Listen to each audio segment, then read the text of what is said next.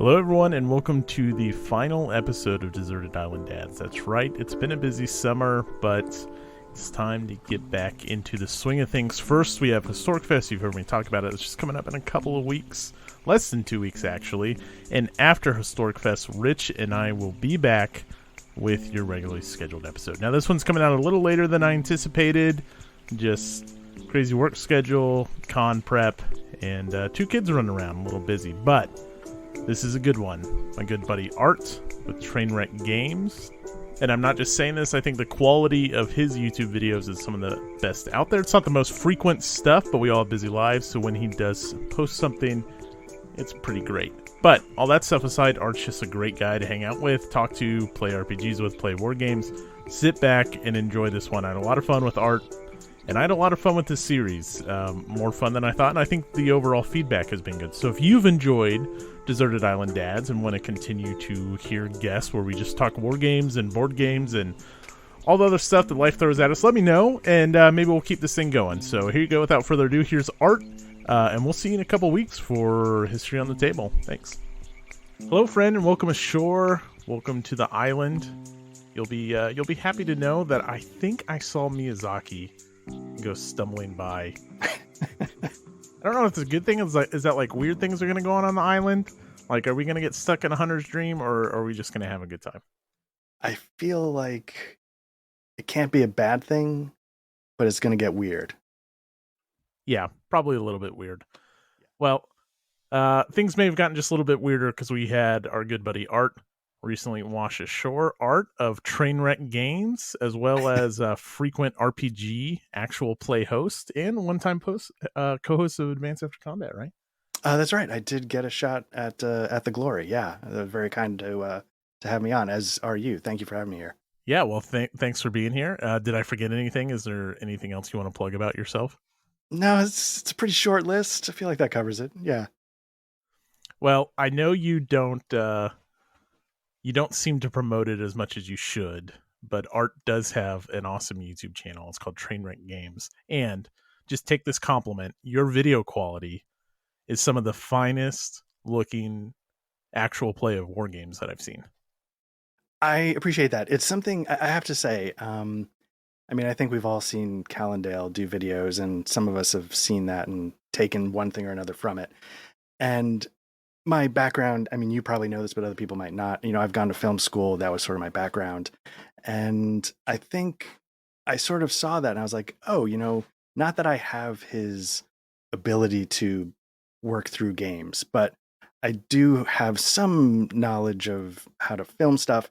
And I just try and keep it simple. I just try and make it clear. And if you check out the channel, there's not a lot of content at the moment. I had a space. It got flooded, and we haven't quite figured it all out since then, even though it's been a few months. But I thought, there might be ways to do the camera part of it, might be ways to do this part of it. And that was actually the aspect of it that sort of drew me towards taking a crack at it.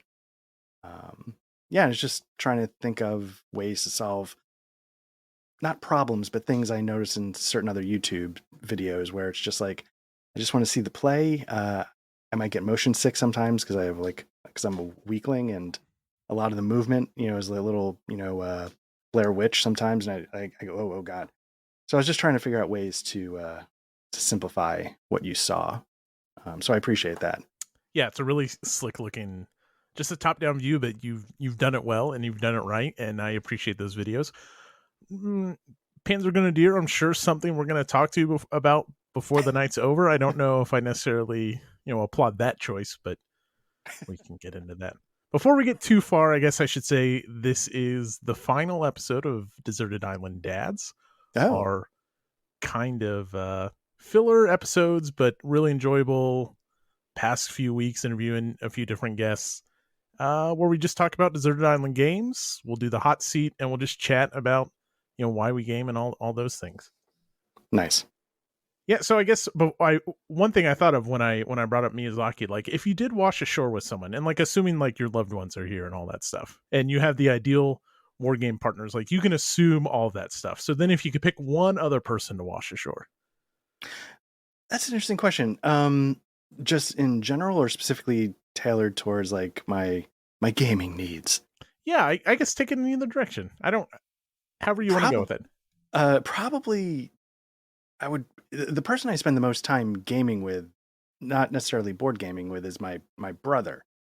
So every weekend, a lot of people, they'll text or call their family, but my brother and I, we jump online and we play something for a few hours every week and chat the whole time.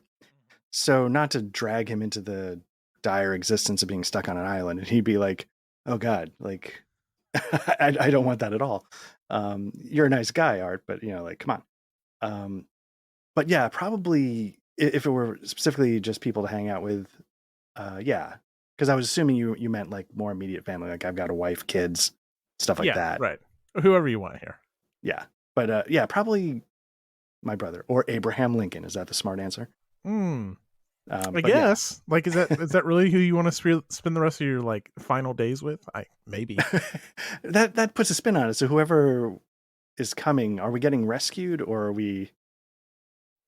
No, I think the conditions are pretty good, generally speaking. We've had some Okay, nice people wash ashore. They're all bringing good games. All this stuff's here. I think we're yeah, fine. I'm gonna stay. okay, cool. Just So how yeah, things are going. Yeah, I think I'll stay. then I would pick my brother, and then he might not be super into board games, but would probably figure stuff out to pass the time. Yeah, we got a lot of time. Well, let's get into it. Let's get your first category out of the way. All What right. is your deserted island card game? So this was tricky because I usually there's a few areas that I'm pretty weak in, and card games might be one of them. Like I've actually, I don't know if this is embarrassing or not, but I've never played Magic. The closest I've ever come, I don't know if people know this, is like a long time ago. They used to have like a BattleTech game that I think was probably ripping off Magic to some degree. But that's the closest I ever got. But I think the game I would pick in this case is the Lord of the Rings card game. Because I don't know, there's two main ones that I played. One is, and they're both almost right down the same alley: Lord of the Rings and Call of Cthulhu. And I think for this particular setting, even though I like Cthulhu one better, I think if it's the one that I got to spend a lot of time with, I think I might choose Lord of the Rings just because I think I'd be playing it more for the experience and the setting than the mechanics or completion in that regards. And so I guess in that sense, I would just like, what, I'm going to get lost in Middle Earth, uh, compared to getting lost in New Hampshire or Maine or Massachusetts. Home. Yeah, it's interesting. Last we had a conversation with Marty from Rolling Dice and Taking Names, and he chose Arkham, and we went in this conversation of okay, why not the other ones? Okay. And I think it boiled down to he wanted the campaign, like he Mm. wanted the story experience of Arkham on repeat. Oh, interesting. And so you're saying for you it's the set. And when I say all of them, I'm considering Lord of the Rings, Arkham, and then Marvel are the three that Fantasy Flight currently supports. There's been some in the past, of course, but so to me it sounds like you're going for setting. Yeah, yeah. I think I'd be going for setting just to trigger the imagination. Not that, again, this is probably a terrible thing to admit. Not that I'm a huge fan of the books, but I enjoy them in a way that I think I would want to spend time there, and sort of let it sort of take over my imagination in that way. Um, and have you ever messed with the Marvel ones? Are they any good? Are they story driven the way? No, they're more mission based. Okay. Like you just kind of set up to go do your thing, and there are some that like carry over. It's a very good game, but nothing is quite as story driven. I have the recent reprint of the Lord of the Rings game. Haven't played it yet, but the Arkham one is just so story driven. And I've talked about Yes. like I'm okay losing there just to see what the outcome is.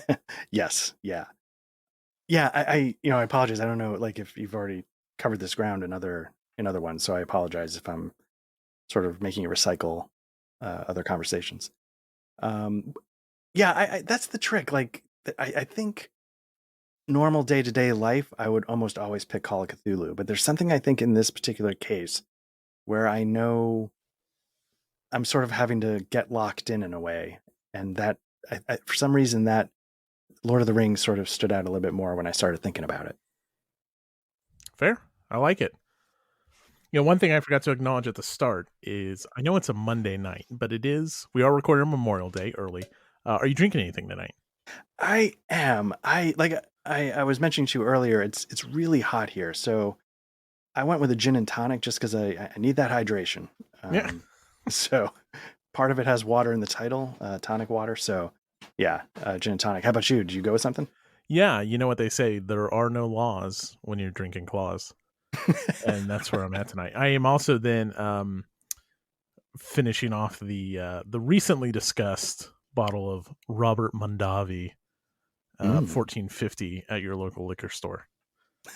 So Very double nice. fisting. Very nice. And White Claws? Yeah. Are they any good? Like, I've never had a White Claw. No. Look, if you want a seltzer, I only recommend one brand. There's a brand called High Noons, and they hands down taste the best.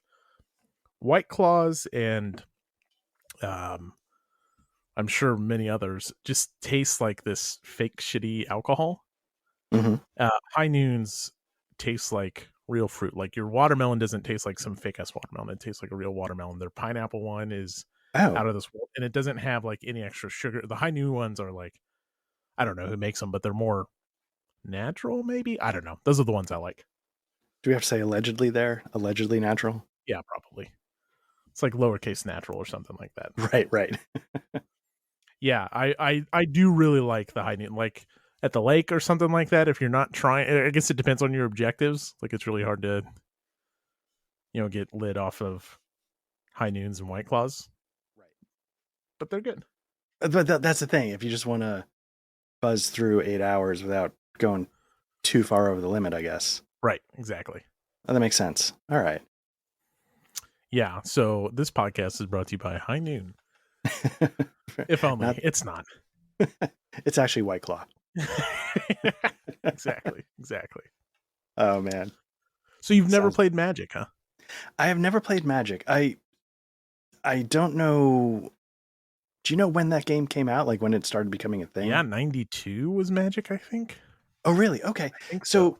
That's the trick. I can tell you I never heard of it until I think I was out of college. Okay. So that might be a failure on my part. And so just, to put things in context, I started college in 93 and I graduated in 97. So when I was in college, it wasn't something that really registered, and it really didn't make its way, I think, to where I was growing up at the time, in pretty rural upstate New York. I don't think it really took off right when it came out. So I totally missed it for the longest time. Did you have a college gaming vice? Like, were you introduced to anything at college, or were you already familiar with something that like really took off once you had the freedom of college? No, not in that regard. The thing I did in college most of all was played PC games. I think I don't know if this is typical for a lot of people, but I played a lot of role playing games, played a lot of like maybe not a lot, but board games, middle school, high school. But then once I got to college, I went to a small school. I don't know if it had a gaming club. It very well may have, but it was small enough that I just never heard of it. And so ended up doing a lot of like video games on my own. Like this is, again, putting in the time frame of 93 to 97, like my sophomore year is the year our college got networked. So a lot of kids immediately jumped on. I don't even know if Quake was a thing. It's definitely Doom 2, but it's sort of like this eye-opening experience where, for the first time in our lives, we had like a networked, campus or home or anything. And ended up doing a lot of like PC gaming. So when I got out of college, it took me a while to get back into board games. It took me, I think maybe until after graduate school. And then I discovered that First Hit is Free, that is Board Game Geek, and started realizing that there was more to life than Axis and Allies. And then that's when the whole thing went off the rails. Nice. And so what was one of those games that derailed everything? When I finally discovered Board Game Geek, mm-hmm. One of the first ones that really jumped out at me. So because I cut my wargaming teeth, maybe I also have to say allegedly here, on Axis and Allies, that sort of grand World War II scope is what's always sort of piqued my interest. It's sort of like the first thing that jumped out at me. So the first thing that jumped out at me, my first thing was chasing a better Axis and Allies, and the first thing that I saw was actually is it called? It's the block series from Columbia, East Front, West Front. But Huh? is the whole thing called Eurofront, or is that a separate module that does some of the linking? But it's East Front, West Front, Med Front, I think was one. I imagine now they're sort of compiled better. I have no idea what the. To me, that's always just been like front series, so I don't know if there's a new Okay, one. yeah. So I snagged those, and then realized I had nobody to play them with, and then they started collecting dust on the shelf.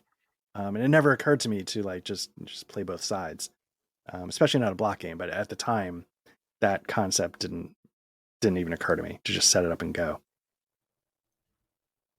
And what was, I guess, so you're hunting down, some of the replace Axis allies. You discover East Front. Yeah. Do you remember like what was the first thing you were able to get to the table after that, or? Yeah, it was the two I jumped at were the Front series and the one by GMT. They did a Pacific and they did a Europe Engulfed, the Engulf series. Oh, okay. So I think I mentioned my brother in the Desert Island thing. There were sort of three of us growing up. And so I went up to visit the third one, who wasn't obviously my brother, but a very close friend of ours. And I brought Europe Engulfed and we set it up and started going through it. And we kind of liked it, but we were like, oh, it's too bad that, in order, and I might be totally misremembering this because I only tried it once or twice, but there's a lot of freedom that I think you can access in Europe Engulfed, but if you go to the back of the rule book, but there's a lot of tracking. There's a lot of, it felt like to us at least, there was a lot of things you had to sort of track in order to create the open World War II sandbox experience. And at the time, I remember us thinking, that might be a lot of quote unquote paperwork in order to tackle that task. So then the next time we got together to visit, we tried East Front. And we played it very poorly, but we had a good time. Yeah. That's what matters. Like I've talked about this. I bungled the US Civil War so badly on our first play, and I still walked away thinking this is one of the best gaming experiences I've ever had. And if you don't mind me asking, had you been, I don't know, like sort of your history with, playing war games. Was US Civil War one of the first ones you jumped on? Had you been wargaming for a long time and that was just the next one you tried out and fell in love with it? Yeah, it's a little bit of blend of both. Okay. So we had played Twilight Struggle, which was really my first. Like we had been playing Euro games, start with Catan and then Ticket to Ride, yada yada yada. Eventually, my brother's like, "Okay, here's Twilight Struggle." We play once and like, okay, that's pretty cool. And we tried, the one with the Halifax hammer. Why can I not think of the game? The one covering the French Indian Oh, yeah, War. yeah, yeah, yeah, yeah. I know the one you mean. Yeah, and I don't know why I Few can't think Acres of of it either. Snow. Yes, yes. We played that. So we dabbled. And then Coin came out, or Coin had been out. And my brother was like, yeah, let's do this. And so we started buying up board games like crazy, not really knowing what we liked. And we sat down to play a few. And the short story is we played those, but we didn't read the rules first. We like read the rules as we tried to play. And so the US Civil War was really the first time I had read the rules in advance. Is like, all right, I'm going to know how to play this. Way off still. But Right. like, at least we're not just like sitting here reading a rule book trying to like, doing nothing for an hour. Let's play. Right. And so it's the first one that I like made a real conscious effort to actually understand and try to grok the game. We had messed around with fast action battle and wilderness war. And it just blew my mind, everything that was going on and the story that it was telling on the table, which is the big part of US Civil War for me. And I was going to say, and if you don't mind me asking, like, was it the subject that made it be the one that you said, you know what, I'm gonna put the homework in beforehand. I'm gonna get that done. Or was it just, no, we're gonna do this game right because of experiences on Coin? It just happened to be the U.S. Civil War. No, it was, I think it was the former there. It was Okay. subject matter. I think I just started the first book of Shelby Foote's and like I'd been watching PBS's or what's his name, Civil War documentary series on PBS. Oh yeah, Ken Burns. So yeah, it's subject matter, familiarity with the landscape, all those kinds of things. Right. But so did you have a similar experience with, once you either with Engulfed or East Front, like did that turn on this interest, playing through those? Yeah, because it made me realize that there were games better than Axis and Allies out there in the world, um, and it was going to, yeah, it sort of flipped that part of my brain that's like, these are subjects I really find interesting, and I didn't realize how much I loved physical board games until I started to really get into it, and I didn't have to. I feel badly saying it this way, but I didn't have to settle for like the Axis and Allies approach. There were games that had way more fascinating takes on the exact same topic, and it made it so much more interesting and so much more engaging, I guess. Because I mean, everybody knows like Axis and Allies is a buckets of dice kind of whatever game, and but you don't. And everybody, because you play it 200 times growing up, or not you specifically, but we just played it over and over and over. So we just do the same. This is the thing I always do when I'm Japan. This is the thing I always do Right. when I'm the United States. And so finding games like Eurofront, where suddenly it feels like, even though it's the same subject that you've in theory seen it a million times, it still fascinates you. And the whole thing is now wide open in a way that it never was before. Nice. Well, I think this is a good way to transition into your Deserted Island war game. War game. In that theme, it's going to stick with the, Grand World War II because that's the one that got its hooks in me to get me going down this road. It would be, I thought about this one, and I think the one I'm going to land on is World in Flames, probably the most recent deluxe Wow. edition. Yeah. Now, Um, is this before you get too far into it? Is this an aspiration pick, or is this like you've messed around with World in Flames and you're gonna like it? it's more. I will say I have done a chunk of the Barbarossa scenario. I had an older version of the game before they. I think the latest version has a lot more scenarios. Okay. I don't quote me on that. Uh, delete that. No, kidding. I don't know if that's actually true, but I want to say they added North Africa. I thought they made some more bite-sized scenarios in the new one, but I tackled Barbarossa for a while, and it. Mm, you have you ever messed with Whiff? No, and before I guess before you answer that first question, I guess tell our listeners that don't know what Whiff or World in Flames is or tries to accomplish because it's Okay, it's a it's a biggie. yeah. So, and you're right. I should have probably done that. World in Flames is probably the biggest grand, I don't know, strategic World War II board game out there that I can think of myself. Ones that are similar in scope, but definitely not maybe in depth or I don't know what would be, Axis Empires from Decision Games, Unconditional Surrender, for the European side of it. The classic, oh God, what is it? Well, right now it's A World at War from GMT, covers the same general scope. And then the old, I can't remember the games that came from. There's a lineage there, but And I think there's like one of the Axis and Allies also tries to do this. Like I think there's a version of Axis Allies that is more ramped up. Anyways, yeah, they definitely have like a 1940 version where you add some countries. There's a lot more spaces on the board, so it gets a little more. I don't know if the rules get necessarily more complicated, but there's more. There's more, okay. So there is sort of an Axis and Allies, and now I think like there's the War Room or something. Uh-huh. The guy who did Axis and Allies came up with his own. It's on Kickstarter, or maybe the Kickstarter is shipping soon. I forget which way it is, but yeah, World in Flames is like, yeah, grand strategy. The interesting thing about World in Flames is that its rulebook allows for, maybe not the system itself allows for multiple expansions. So if you play the basic game, it's not simple by any stretch of the imagination. And this is what I did when I did some of Barbarossa. Um, there's a lot of meat to it, but I found it relatively manageable, all things considered. What the game allows you to do then is to just pile on the details. You go from a game with like say 1,500 counters, which seems like a lot, but maybe it's actually not crazy for the whole world for the entirety of World War II. But you can get that up to 4,000 or 5,000 counters. You can track ships, pilots, planes.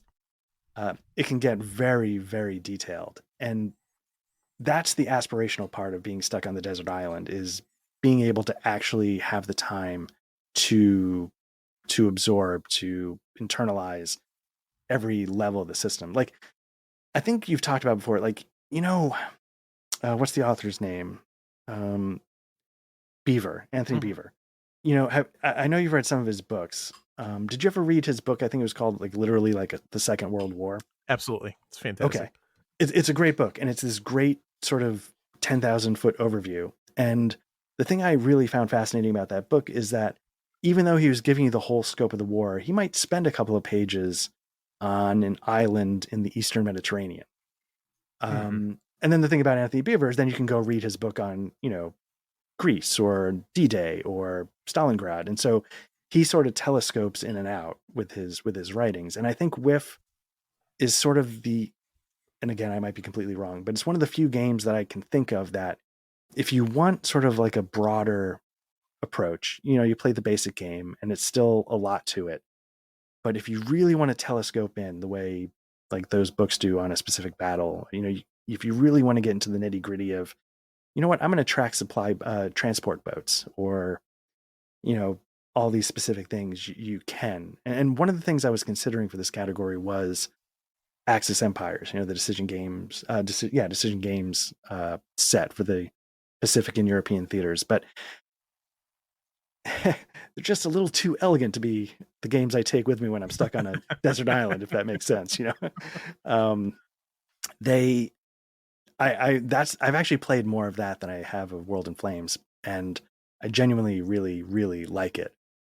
But in this particular scenario, I have the time and fingers crossed the table space, because I hopefully have most of the island to spread out, uh, to cover something like World in Flames and actually aspirationally have the the lifetime it would take to probably understand everything and how it works together. Yeah, no, I think that's an excellent pick. I didn't I never went through the process of like determining myself what would be my picks would be. Okay. You know, gut reaction is U.S. Civil War, but I think if I'm really going to be stuck on an island like this, you need something that's going to fill that time. And I Yes. think either something like this or the entire ASL collection. Like I Mm, think those are the yes. like the scopes you need to be thinking in Right. lines of. Or you could finish Panzer Grenadier School if you had chosen Panzer If Grenadier. I had Wi-Fi, yeah. And that's the hard thing, because there's a part of it that's like, oh God, yeah, no, and then also there's a part of me that's like, oh God, like that's what I need to be able to accomplish World in Flames. I need to get stranded somewhere, never see another human being for 40 years, and then maybe I might just be able to figure it out.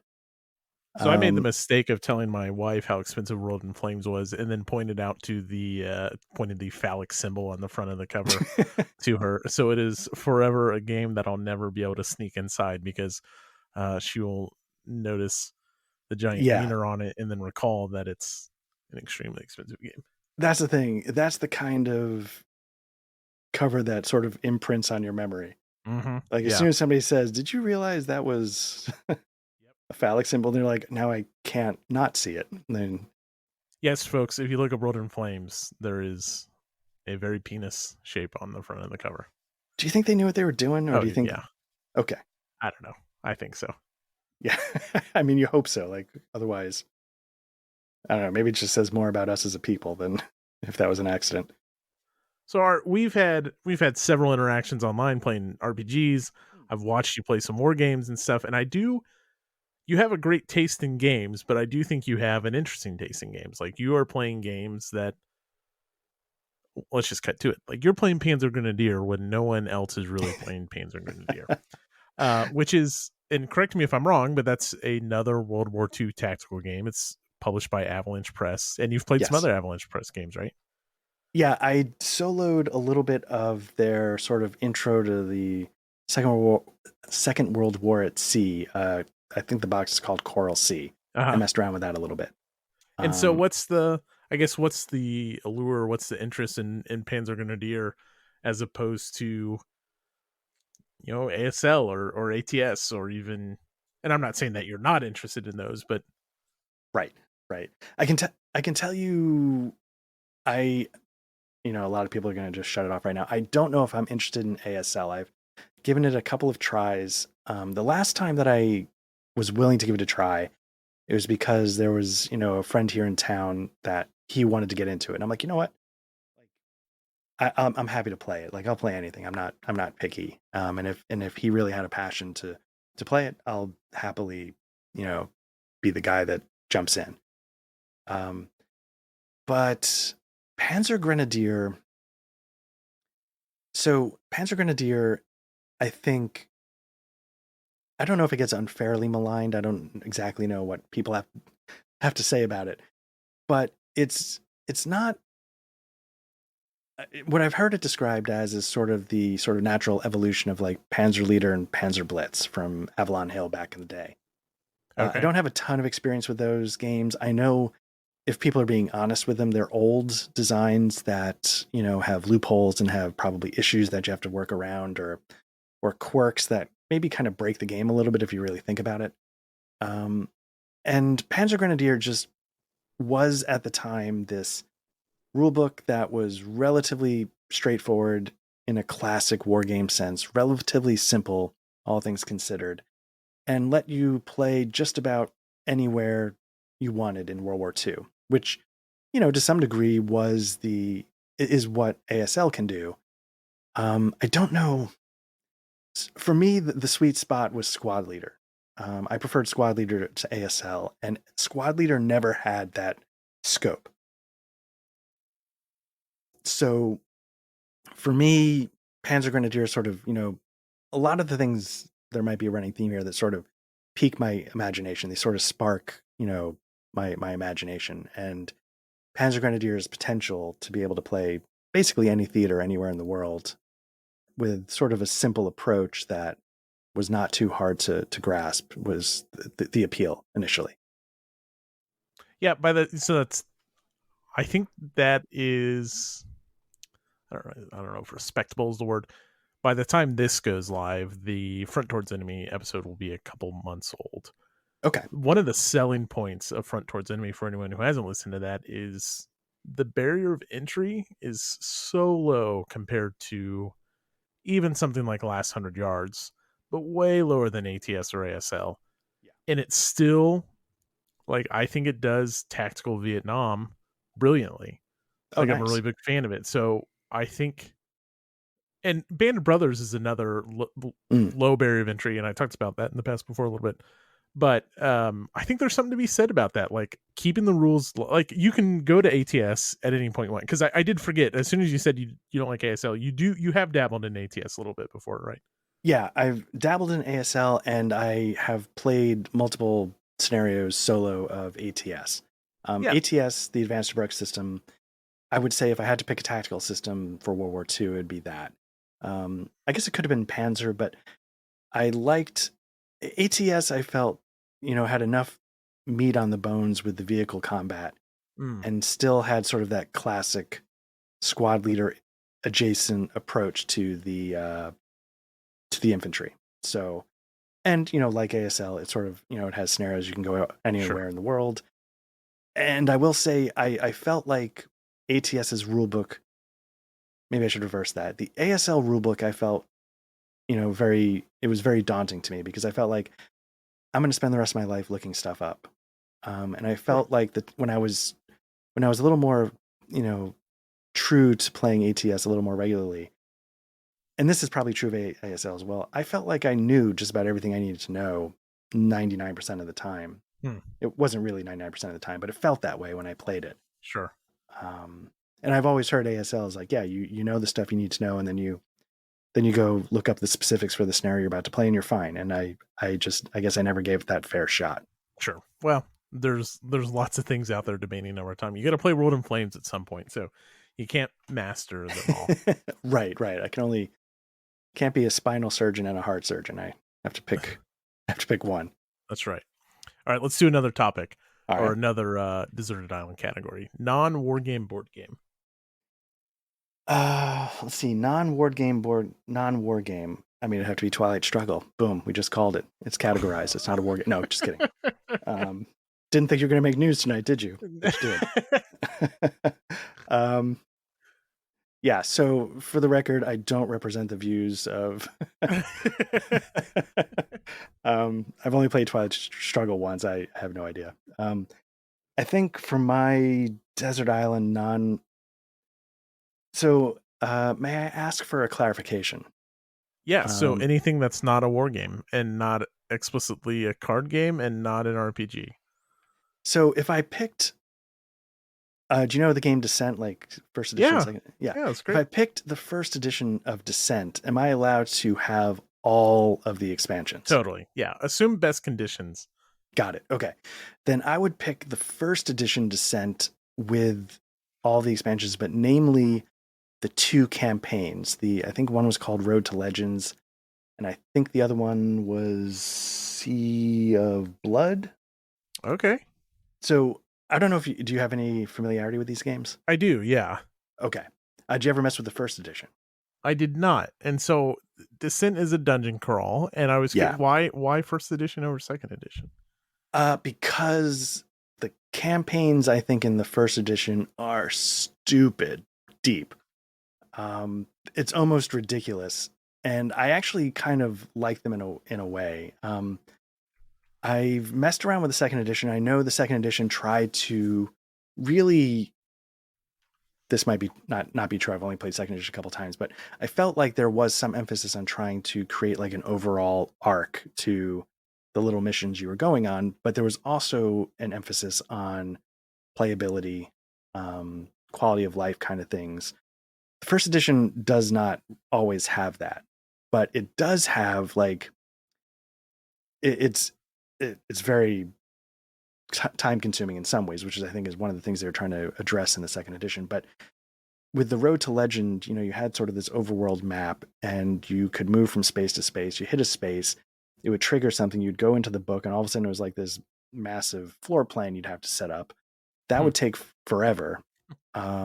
And then you would get back out, and then you'd have to make camp, but something could happen at camp, and then you go into towns, and there's rumors. There's just like piles and piles and piles of, for me, is flavor. I mean, it's the same mechanics over and over and over, but I found, and then the Sea of Blood was the campaign game with sort of a nautical theme, so you could have like ship combat, I think, boarding actions, and there's the same idea where you move across this overworld map. Every space has the potential to be like this sort of massive endeavor, going in and setting up a floor plan, monsters, treasure, stuff like that. And so the whole thing, aside from the fact that it fits the bill of I have a lot of time on my hands, it always really intrigued me. It was something I gave a shot. I can't say how far we got because it just was. We just realized this is going to be like the next 5 years of our life. Mm-hmm. But on a desert island, that's not such a big deal. And so something I always was intrigued by, and I don't, like I said earlier, I'll play kind of anything. I mean, hell, I play Panzer Grenadier. So, I don't necessarily care, like, is this game well designed? Is it like, are the edges smoothed out? Like, I'm just happy, whatever. I'm not too finicky. And so I don't mind the sort of cumbersome elements that the first edition had that they sort of tried to get away from, because it gave you this sort of, in a way, this sort of overwhelming dump of a campaign that would just, bury you if you, and there are people that have done it, and I think it has taken them literally years, Sure. because it's such like an overwhelming amount of things that you can do with mechanics that were not meant to be moved through quickly. So you've brushed on it a few times and you've mentioned I think a few different answers to this, but one thing I've asked some of the guests on the show is why do you play games? And one episode after several drinks I had like a very philosophical Mm. answer to it all, but you know, you discover BGG and then you circle back and you discover this wonderful hobby, and then now you're talking about being transported to different worlds, and then this oh, you know, the a potential year-long campaign in Descent. I guess why all this stuff? Yeah, I mean, I think you sort of nailed the commonality. I enjoy, like, I don't care if I play necessarily well. Like, I want to play it correctly, but I don't care necessarily if I'm good at it. And I think, you know, every game on 18xx I've played will point to that. Um, I haven't played a single one well yet. And damn it, I never will if I had my way. But much to the chagrin of the kind people that play with me, they're just like, God, what are you doing? But but yeah, it's that idea. Like I enjoy, and I feel, I don't know if I feel badly about this, but it's one of the reasons why Vassal itself has never clicked Hmm. for me entirely, is because in some weird way, having the whole thing in front of me physically allows me to sort of dive into it. Sure. And having it partially in front of me on a screen, but with three other windows, and I've got to zoom in, the the general interaction of it really, it still triggers the itch. It still scratches the itch of getting gaming in, which I always enjoy. I enjoy, you know, chatting with somebody, or you know, just the exercise of, you know, enjoying, you know, how everything interacts. But it doesn't grab me the same way, and that was partly why when I, you know, started, you know, I haven't done it very often, but when I was, you know, recording gameplay, one of the things I was trying to do was I was trying to, when you watch a lot of people, you know, one of their hands is tied up with the camera. And Mm. so I feel like, how in the world can you just, you know, shoot the breeze, talk about the game, and just play the game, even if it's to record and put out there, if you're constantly having to interact through something else, which is, you know, making sure the camera is sort of pointed at the right thing, or in some people's cases, you know, just too low so you can't actually see what they're trying to do. And I just wanted to be able to, like, as if the camera wasn't there, just be able to play and talk to myself like a crazy person so that somebody else might listen to it at some point. Um, and that's sort of what I like in any game, is just if I can look at it and just, yeah, I can transport somewhere else and really just sort of be in that space, instead of, you know, thinking of it as a numbers game or anything like that. That's partly probably why I'm not good at 18xx at the moment, is because I've never played it in person. I've only played it on the computer, and it just doesn't click beyond nothing's grabbing me in my imagination the way I thought it might, because it's not physically in front of me. You know, I do. Well, I do like what you said about it. Um, how you don't always see it as a numbers game. Unlike you, I don't mind playing on the computer and stuff. Obviously, I prefer in, you know, in person interaction, all that Right, stuff. right. But it does remind, like, I love U.S. Civil War, but I'm not necessarily good at it.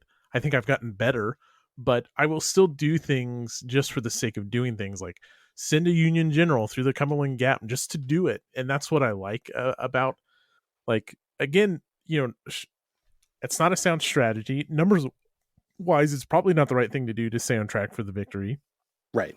but I still just like to do it because I want to experience and see how that would play out if I were to do that. So let me ask you a question. I mean, I've heard you, you know, you know, I listened to History on the Table, and I've, you know, but let me ask you, I don't know if this has come up in your discussions of the US Civil War. Is that what separates, like, games you really like from your favorite game of all time? Like, the idea, like, there's something about it where when you're playing the US Civil War, or I'm playing, you know, something in particular that I really love, it's really not to play it to win, to play it's, is there, does, like, is that what separates, like, the favorite games, is they really take you somewhere, they put you in a headspace that's beyond just playing a game? um I I don't know. probably, I mean, if I really thought about it, maybe. But also some of my favorite games are, If you go look at my top 10 list, some of them are there just to see the finished product, and generally I'm talking more of the Euro games there. That's true, right? And that's exactly what those are designed for in some ways. And I Um, love that. There's several of those, favorite games of all time, but in a war game space, yeah, I think it is this other more like exploring what if, and not necessarily like a military what if, like a mat what if. And exactly. yeah, I don't if I was playing the US Civil War to win, then you have this such a tight victory schedule that yeah, I probably should be doing these like amphibious landings to like pick up easy victory points along the way, but I never really get bogged down in that stuff. I just do like, oh, this is going to be cool if I'm, playing as a South or something like that. Yeah, you really just need to kind of throw up roadblocks, but no, I don't want to do that. I want to invade. Right. Um, and so, yeah, I'm not as worried about, or, we've talked about Axis empires.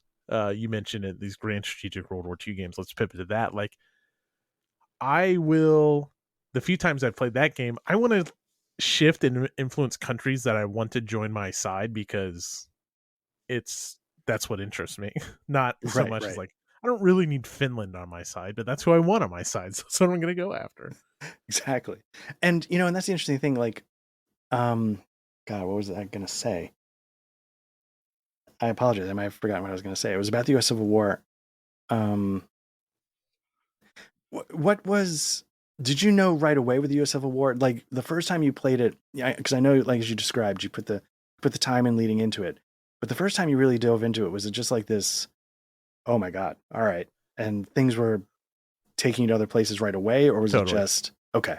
Yeah, you start moving around, like you form up these armies, and it's just like a organization thing. I think there are some rules, like technically how you can create an army in that game, but really it's just an organization box. But anyways, like, oh, I'm forming this army in the east, and our game, and again we played so wrong, but it came down to like second bull run, and we Nice. forced it, and it's like, all right, if I don't make this roll and take this hex, it's game over. And we had already been playing for like 4.5 hours, and Right. basically I shortchanged all of our turns and without getting into the rules. And it's like that combination of it was right away to answer your question, but then also it had like this climax at the end of the game, and I didn't win. And I was like, let's do it again, and we didn't, but I wanted to. So Was it mutual? You mentioned you were playing against yeah, your brother, or was it mostly this instant one-sided love affair that you were like, "Oh my God, my life just changed," and he was like, "Yeah, it was fine." no, immediately it felt like it was because I think we were both like, should we? Like, we just played for 5 hours. Should we, re-rack it and go again? Like, and we dabbled Yeah, with it and thought about it, and that was like pre-kids and everything, so we could have. Um, he has not stuck with, like, we kind of got into the war game side of things at the same time. He just hasn't stuck with it the way I have. So I think his immediate reaction was similar, but to me, I don't know if this is happening without the U.S. Civil War. okay, interesting. Or some other, I guess another war game could have done it. I just don't know how long I would have stuck with everything without really Mark's. And then it was Normandy 44 after that. So Mark Simonich is responsible for me tying up your Monday night. Well, and that actually is one question. Would you say, like, if you had to say, like, yeah, in the sort of strata that is the U.S. Civil War, is ASL on that level? Is that the game that sort of Yeah. I don't I don't think so. I like tactical games, but they're not my favorite. Um there's I just like other scales more. And so yeah, yeah, in yeah. terms of tactical, is it the best? Yeah, I think so. Um but I think there's quite a few games that I would always pick to play just because I want to experience like the bigger picture stuff, even if it's just Normandy or something like that. I like that type of maneuvering more, and Right. although you can get some amazing stories in tactical games, you can also It's get the same stories in a zoomed out scale. Yeah, and that was something I once, and this is not unique to me. A lot of people have said this, but just the idea. I remember I was playing. I don't know if it was Squad Leader or the starter kits for ASL, and I remember saying, like, there's only so many ways to cross a street. There's only so many ways, and it's a reductive nonsense thing that I said, but in my mind, I think what I was trying to say was that the challenges at that scale didn't capture my imagination the way Mm. it might in OCS, where I've got to get from here to there in Tunisia.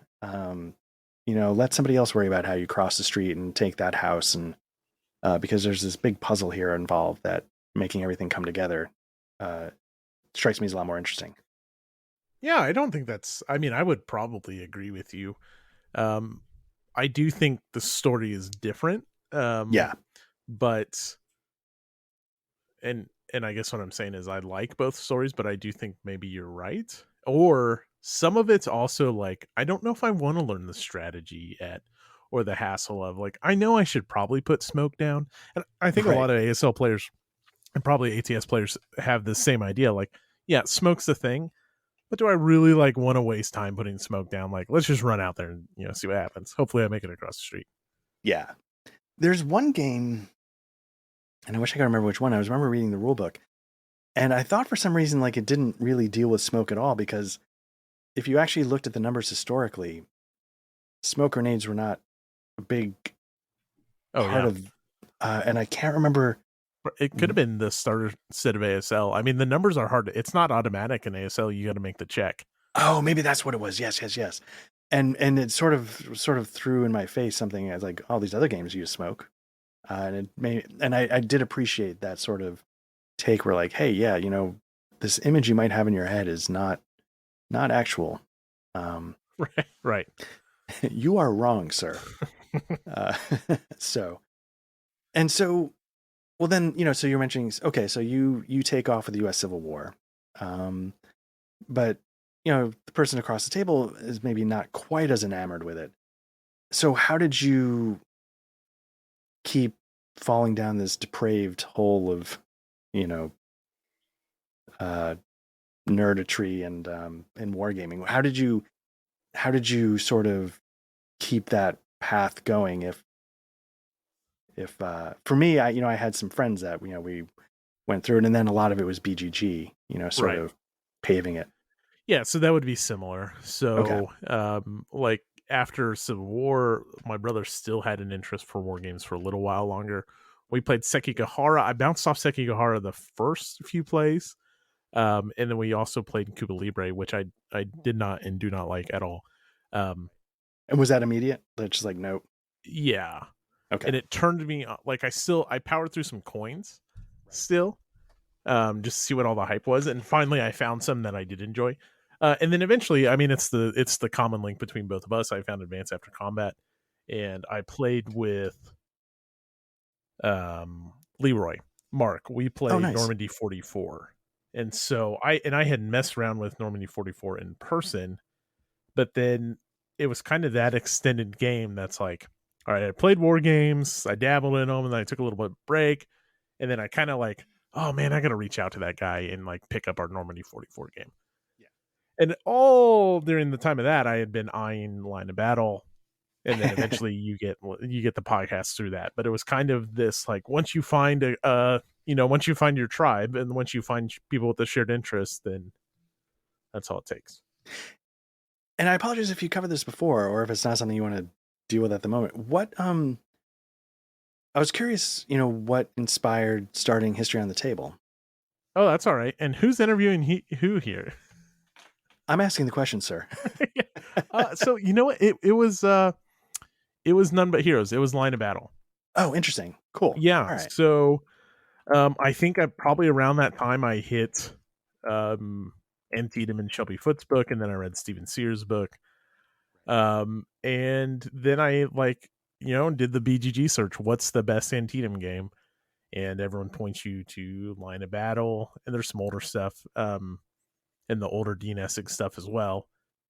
And I tracked down a copy, and then I looked at it and was like, well, there's no way I can grok this. But then I started thinking about oh, what if I did this whole thing where it's like, ooh, I read all these books on Antietam and I talk about Antietam games, and it can be a whole process. And then I realized pretty quickly that was unattainable. Like, I'm not going to read 8 books and become an Antietam Right. expert and then talk about all these games. That's just not me. Right. But yeah, it really was None But Heroes, which kind of was the driving factor of I want to do this. It just took me a long time to actually get that played. So. Oh, very cool. That's very cool. Yeah, it's like I'm Dr. Antietam, thank you. It's probably a tall order to yeah, and part of this is how I compensate for the fact that your guest is the equivalent of like, chicken broth or like turkey sandwich hold the mayo kind of interesting. So uh I guess that's why I'm actually more interested No, in no, I don't buy that at all. After playing, we haven't even touched on the RPG stuff yet. And we all have different paths.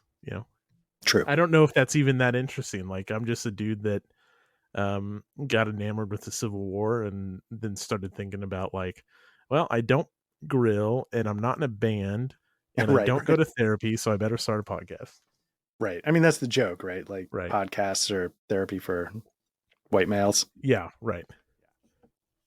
Yeah, and I'm just a guy who the law hasn't caught up to yet and still on the run. And someday they're going to dig up that patio and God help all of us. God help us all. So actually, and I won't we will get back to you, but you've opened this can of worms. This is actually my third podcasting project. So Oh, I had two retro video game podcasts in the past. One with my brother. oh, nice. Um Are these around?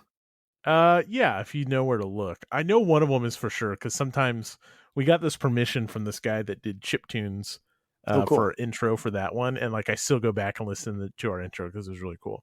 And the other one was when I was still into retro games. There was an amazing retro video game store in Topeka. It's still there. It's called Gamers HQ. I'll give them a free plug. It is honestly one of the best video game stores around I've ever been to, and we did one. Unfortunately, we started it as I was wrapping up law school. So after I graduated, Oh, like I was like, I'm going back home.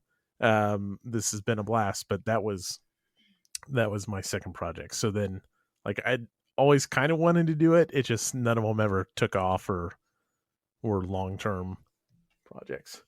well, I mean, I got to say, like, I mean, what are you up to in History on the Table? 30 something? 38, 38 episodes? I mean, I have always thoroughly enjoyed it. Thank you. And so, yeah, and that's the thing. Like, I don't think, I mean, maybe that's, not being able to talk about this kind of stuff, like, again, therapy for white males, but it's sort of like the idea of like, you put on a podcast and a lot of the times we do other stuff, but you feel like, at least with the good podcasts like yours, and one of the reasons why I like Advanced After Combat and some of the other ones, is you feel like you're sitting at the table with a bunch of guys and you're just not saying anything. Right.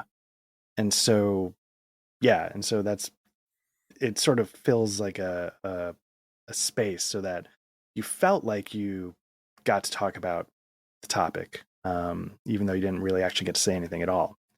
I mean, that doesn't stop me from like carpool karaokeing, Katy Perry tunes to podcasts, while I'm driving on New Jersey Turnpike. But yeah, Yeah, I don't I know. mean, I also I had a conversation with, and I mentioned this Marty in his episode have already been up, but we actually spent a lot of time, not a lot, but the end of the episode just talking about like sponsors and like why we do this. And I know you've talked about like your aspect with Training Run Games is like you have this passion for film and video, obviously, and that's a way for you to explore that. But I'm sure it's the same for you. It's the same for Marty. Like this only goes on while it's fun. Right. And whereas rolling dice and taking names is a great success, and they do preview games and all this stuff. Like Marty still, I think his big thing is for him and Tony that it's still fun, and he's glad he's not beholden to anyone for reviews or anything like that. And that's the approach I've always taken. I'm never going to take review copies. That has one, I just don't think it works with war games. Like you don't have the schedule for it, but this is fun, and as long as it's fun, I'll keep doing it. But if it's ever not fun, I don't have any problem saying like, well, it was a good run. Exactly. Yeah. And I mean, for all the sponsors out there, he doesn't speak for me. I'll take your stuff. I'm shameless. I'll roll around covered in oil, whatever you need me to do. Oh no, hold on. So I will take sponsors as long as I don't have to like do anything. Like I'm not going to review a Kickstarter or anything like that, Right. Right. Right. or Oh or, God, we're or not be a there. play tester. I almost signed up to play test something in a game that's actually done pretty well, and Oh, I was like, nice. yeah, I'll play test it. And then like I started thinking about it, I was like, I don't know. This isn't like this is just getting in the way of things, you know? Like how am I going to play Bloodborne and play test this game? Right, right. And obviously, I hope Bloodborne won. Yeah, obviously it did. Okay. Yeah, at some point, I would love to get an update on how that's going and where you are and what you're looking at. Yeah. Yeah, so you know, we share a lot of well, let's get a topic out of the way and then Yeah, let's circle back to this. So let's do deserted island miniature games. I'll save RPGs for last. okay. Miniature games is sort of an easyish one because I confess I'm not a big miniatures player. And so the two that jumped out at me, did you ever mess with the game Infinity? I'm familiar with what it is. I've never played it. Okay. There was something about that game that I've played Flames of War. I've played, I think, 40K. Wait, which is the one in the future? Warhammer 40K? Okay, that's not the one. I think I played the fantasy. Okay, Age of Sigmar? Yeah. I played that one. I've played, I guess, Flames of War and that, have a lot of overlap. Infinity, I don't think I've played. Is that like Malifaux? Is that like a. Yeah. I haven't played ones like that. But Infinity and Battleground World War II are the two minis games I've played that I genuinely really, really enjoyed. And my understanding is that they both fall a little bit on the heavier side in terms of rules. I don't know have you ever messed with Battleground World War II? Nope. I think if I'm thinking of the right one, because it's been a little while since I played, some people describe it as sort of like the squad leader of skirmish tactical World War II.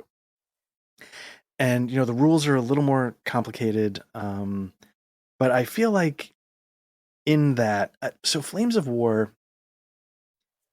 this might be sacrilegious to say, something always felt off about. Is that the one where like you have like you roll like a saving throw or something? Well, you certainly do that in Warhammer.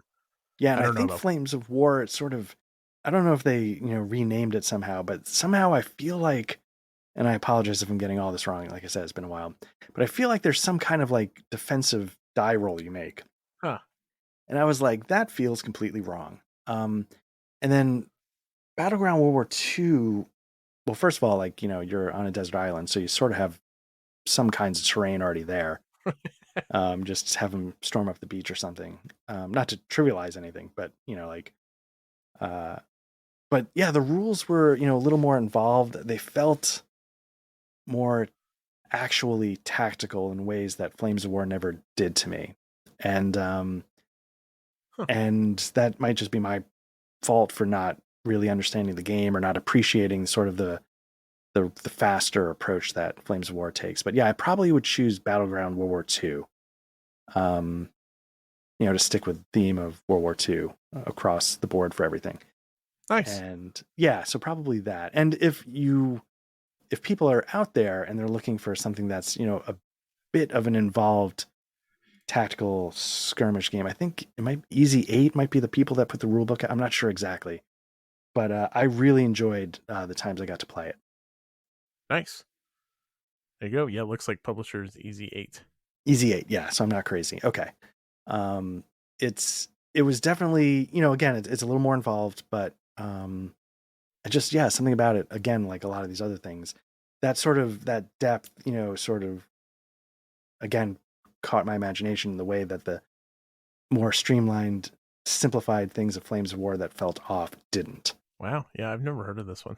Huh. It's worth checking out. I genuinely enjoyed it, and if you need a reason to spend $1,000 on a new army, there you go. Okay, so I had started to allude to like we played RPGs and all this stuff, and we get to you just start talking. Then like I found like we share a lot of common interests. One of the things that I am sometimes most jazzed about is our love of Souls games, including Bloodborne and Sekiro, but everything from for those who didn't catch it earlier, Miyazaki is the head of From Software. So sure, let's go down that rabbit hole. What's the allure? So Dark Souls, Elden Ring, Bloodborne, Sekiro, Demon Souls. Demon Souls, that would be the other one. And then Dark Souls 2 and 3, if we're just going to touch on them all. What's the allure there? Why play those games? Um, Superiority complex. I can Yeah. look at people who Yep. bounce off them and be Hmm. like, "You're trash." Get good. No, the real thing. My, so I guess I'll say this, and then maybe I'll. My first was Demon Souls. Was yours first Bloodborne, or was it a different one? No, it would have been Dark Souls. I don't know if I had played a little bit of Demon Souls and had forgotten about it before Dark Souls, but definitely Dark Souls because my brother got way into Dark Souls Okay. and then I dabbled and was awful at it. And then the one that I like finally, the one that sunk its teeth into me was Bloodborne. Okay, so Bloodborne's the one that clicked and Yeah. really okay. I can say for me, Demon Souls. The interesting thing about Demon Souls was when I picked it up, it was not a game you could just go buy. I think I got a bonus at work, and I remember at the time, I might be misremembering this, and maybe my wife is gonna say no, that's not how it happened at all. You just did it, but I thought I mentioned I was getting a bonus and I wanted to get a PlayStation 3. And part of it was because it was a Blu-ray player, and part of it was because I knew um, there's this game that existed out there called Demon Souls, and so I imported it from Japan, or maybe not Japan. Maybe I had to import it from somewhere, and one of them had like English translation, and maybe it was the native Japanese version. And so I got my copy, and I it's one of those things where I saw a review of it, and the reviewer was like, there's nothing else like this. You can't imagine how unique this is until you see it in action. You know, does it have multiplayer? Kind of. It has like all these intricate messaging systems, so or bloodstain. So even if you're not playing with other players are helping you, and you can help other players. You can take hints from you click on a bloodstain, you see the last 10 seconds of another player's run, and you can see, oh, they ran around that corner and got wrecked. Okay.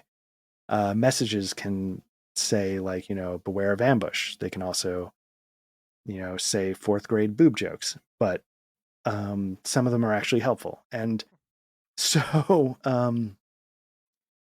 or butt jokes, or like just classic material. But and then I was sort of the idea behind all of these games, I believe, is that on some level, and maybe it's not this expressly, you know, laid out in all of them, but on some level, like some end of the world kind of thing is happening. Like in Demon Souls, there's this sort of fog that's taking over the kingdom. And it's not like you're trying to stop the fog. The fog's there, and a lot of the damage has already been done. And in Dark Souls, you're sort of stuck in this cycle of like it's you're sort of treading water in hell essentially. It's not good, but it's just it's sort of already done. Would you say that's true of Bloodborne setting? Like it's sort of Yeah. Oh, yeah, 100%. yeah. So the damage is sort of already done, and now it's sort of Oh, yeah. work working. 110% Bloodborne. Yeah, yeah. And so there was something about that idea that really again captured my imagination. And so you get to the opening level of Demon Souls, and you're just dropped in front of this massive castle wall. And maybe it's just my lack of experience playing a lot of video games, but the scope of it, the mechanics, I'm not a good video game player, and usually I don't often have the time to get good at a video game. So like a lot of flight sims, space flight sims, they all bounce off me because I just don't have the time. And but this one I was like, you know what? No, like this one I'm gonna actually spend the time to do because I want to see what's out there. Like they've created this art style and this setting and this situation that has for some reason really captured my interest. And it's morose in a way that I found fascinating. You go into. Have you played much Demon Souls by any chance? Yes. Okay. So one of the worlds is like a mine. Uh-huh. And you dive into this mine, and the story is kind of classic, like, oh, they dug too deep and then they uncovered this thing and then they, whatever. But you get into some of these tunnels, and it was the first time where I was just like, oh God, like this monster's existence is to chip away at this wall. Um, like this is the worst thing I've ever seen in my life. And like I liberated the crap out of him by stabbing him in the skull, um, but it was the first time where I was grabbed like that, in a similar way I've described with a lot of the board games, and it made me want to see. And then, like most people, like I don't get the stories when I play through it. I'm not clever enough to piece together, but I instantly go when I'm done and watch everything. And you realize that the stories that are there are both in some ways really well told and deeply moving, and for me really engaging. And that's what makes me want to go back and play it, because now I know what's going on behind that hidden wall or something and what that thing means and blah blah blah. And so now I can sort of actually experience the story firsthand. Yeah, first off, I agree 100%. I think there's also like these elements of just level design, like just from a mechanical standpoint, like how they design levels and come up with shortcuts between those games are amazing. The atmosphere, like you hit on it, like you just start to notice little things, and maybe you don't notice when you first start to play, because like my video gaming is like, hey, here's a cutscene and here's what just happened to Laura Croft, which like the quick aside, the most recent Tomb Raiders are some of my favorite video games. They're But fantastic. the Yeah. story is right there for you. Like, hey, here's what's happening. Right. In Bloodborne or Demon Souls or what I've seen from Dark Souls and Sekiro, yeah, sure, you have cutscenes, but unless you take the time to like read the description about items, or like why is there an empty baby stroller in the middle of the street and then there's another empty baby stroller over here, or why is this lady really asking me to like send people to her clinic, and like you can do little things like look through windows and just glimpse little details, and that's not how we're programmed to like think about games for No. 95% of the games that are released to the public. And so, and then the other, like the mechanical side of thing as well, like the sense of accomplishment. Oh These yeah. games will throw tests at you to make sure like you're ready to move on or whatever, or like it's just a hard boss. And you know what? You'll bash your head against something for like 50 times in a row, and then you get it and you beat it, and it's awesome, and it's just a great feeling. I love the atmosphere in these games. They're some of the best escape entertainment out there, I think. And they're super stressful, but I still love it. Yeah, and it's weird because no other game series have I been willing to get good for. Like I said, I'm not a great video game player. Um, but in order to experience the things that those games offer so well, uh, the only way to do it is to get through it. And then when you do, you realize, oh, that sort of overwhelming, almost Pavlovian sort of sense of joy that I can't believe I just did that. There's no way I should have been able to do that. And yesterday, if you asked me if I could do it, I would have told you no, and then threw my controller at my plasma TV or whatever, and did $2,700 worth of damage. So it's really, and like going back to like you're describing Bloodborne. So like the first boss in that game. I don't know if this is a spoiler. It's like literally the first boss that is Father Gascoigne. Yeah, yeah. And so Father Gascoigne has this thing where if you poke around the opening areas a little bit, this is definitely a spoiler. You can find a music box. Yep. And the music box, if you bring it to the boss fight and play it, it reminds him of his daughter, right? Is that whose Yeah. box it was? Uh-huh. And it emotionally stuns him. And then that's how you beat the crap out of him. Right.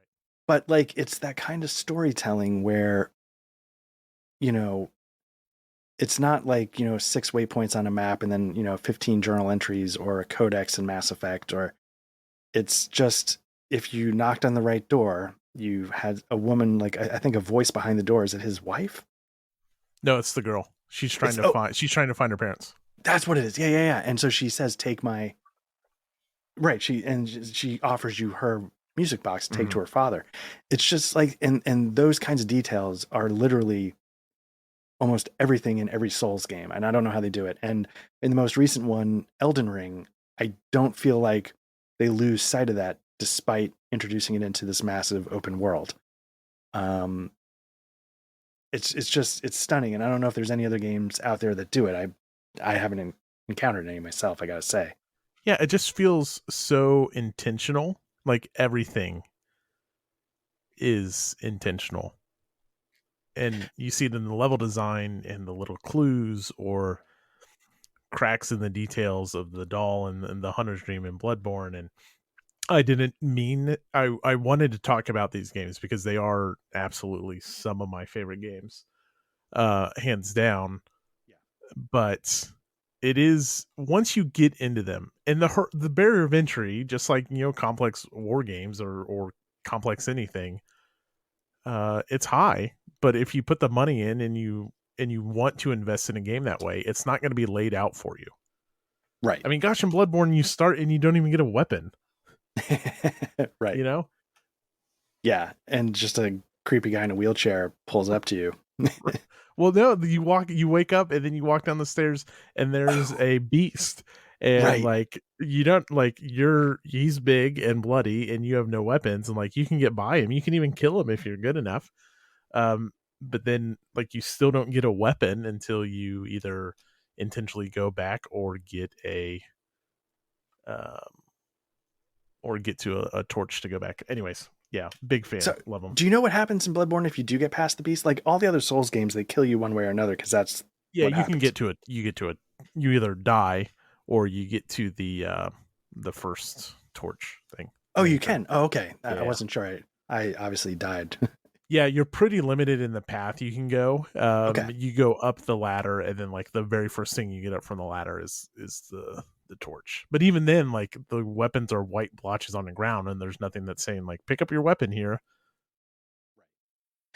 Now, I will say with Bloodborne in particular, I won't spoil it. I'll try and talk around it. Like where it starts and where it goes is unique from any of the other Soul games. A lot of the other Soul games, like where it starts and where it goes, feels like, yeah, okay, that's, I put one foot in front of another and I started at A and I got to B. Um, and do you think without that in the other Souls games, do they interest you as much, or is that something special about Bloodborne will always make it stand apart, and the other ones might be tough to go back to? No, like so we were talking recently about Dark Souls, and I think I got through. Is there like a butterfly in Dark Souls or something like that, or a moth? Yeah, Yeah, there like I is. think that's around where I've got through, and like I'm having a great time going back through it. The thing about Bloodborne is it's so trippy and mind bending the first time you play through it that like you expect something like Dark Souls or Demon Souls, um and then it just turns into so much more and goes in a direction that's like hinted at. And again, if you're paying attention to details, maybe you start to see it. But then like it just opens up in ways that you would never expect. Right. And yeah, that's really special, and that's why it's easy. Bloodborne's like top 3 game for sure. It's really, yeah. When during your runs, how high do you jack up your insight? How high do you let that go? Oh yeah, so like once I played through it, and then I did a playthrough with Epic Name Bros videos, which is an amazing experience to do. Like I played along with him. I like cranked it up to 20 Nice. right away. Very nice. I mean, yeah, it makes the game a little tougher, but Yeah, it no other unlocks game. some things. Yeah, it's amazing. Again, something I've never seen in any other game. It's It's God. We could do this. Well, anyway. Yeah, right. Okay, let's get back to. I'm going to throw back a topic. I would there. It's really unique. There's nothing like it. I wanted to. I'm okay that we spent time talking about one of the best things ever made. I was gonna like, oh yeah, let's talk about RPGs and stuff, but let's get Deserted Island RPG out of the way. All right. It's Dark Soul. No, I'm kidding. Um, Oh. the Deserted Island RPG. This one was tough. Um, this one was really tough. I think there's certain types of stories I would like to experience or I'd like to run. Um, and that's partly why like I run one of the games I ran in the past was a game called Deus Vult, and Deus Vult is sort of like medieval fantasy Europe mixed with a heavy dose of conspiracy and sort of kind of Cthulhu adjacent kind of monsters. The idea is that you're part of this order that has to sort of protect the population from knowing just how evil the world is, and so you become like this kind of Mission Impossible team to fight against the conspiracy and those that are trying to sort of out it or further it, or and those are the types of stories. So Call of Cthulhu is one that's always intrigued me. But when it came time to pick one that I would want on the desert island, I think I would go with, if I'm allowed to do this, I would go with 2300 AD, which needs some traveler material to supplement it, if I'm Huh. allowed to sort of Sure. Yeah. merge those together. And I think the reason why is, again, the types of things I'm sort of, I should go back. Like, I want to be a really big fan of science fiction. And when I try, I bounce off of almost everything. And it's like, it's a me problem. And every once in a while, I find something that sort of threads the needle in exactly the stupid way that I need it to. And I fall so hard in love with it that it's crazy. Firefly was one of the first things. The Expanse sort of came close. A lot of Alien, a lot of Blade Runner. Um, there's a book uh, called Gateway by Frederick Pohl. Pohl, I think that's how you pronounce his last name. Half of it is sort of this weird sort of therapy session that I think is a little dated. Um, it's like, wait, that's the mental problem. That would not be a mental problem today, and you would be canceled so fast. Um, but the other half is sort of this really interesting story about exploration and you know poor people needing health insurance and the extremes that people can be driven to and the extremes that space exploration can involve. And like I said, so when that needle gets threaded, um, I am hooked. And so I think Traveler 2300, I wouldn't use all of it. I would sort of shape it the way that threads the needle the way I like it to be threaded. And I think it just has the potential to unlock just not just role playing stories. Like I'd write a book on rocks, I'd, scratch it into, driftwood. Like it would trigger a lot of different pathways of my imagination. So I think I want to go with 2300 because of that potential. Wow. And that's sort of why, like one of the games, that you and I are currently in is M Space. Uh-huh. M Space is a D100 science fiction setting based on the Mithras by Design Mechanism. It's their sort of space take on a D100 system. But a lot of the universe is sort of 2300 AD adjacent. Because honestly, obviously, I think that system doesn't matter that much because I play a lot of D100. But it's there's something about that kind of setting and that I'm trying to chase after in that game in particular that just really, it's something I could think about or enjoy for decades. And so it to me, correct me if I'm wrong, that sounds more setting as a whole. Like setting seems to be driving your interest here.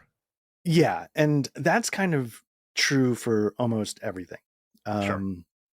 Yeah, I setting for me is above just about anything else. It's the thing that's going to really grab my attention. Right.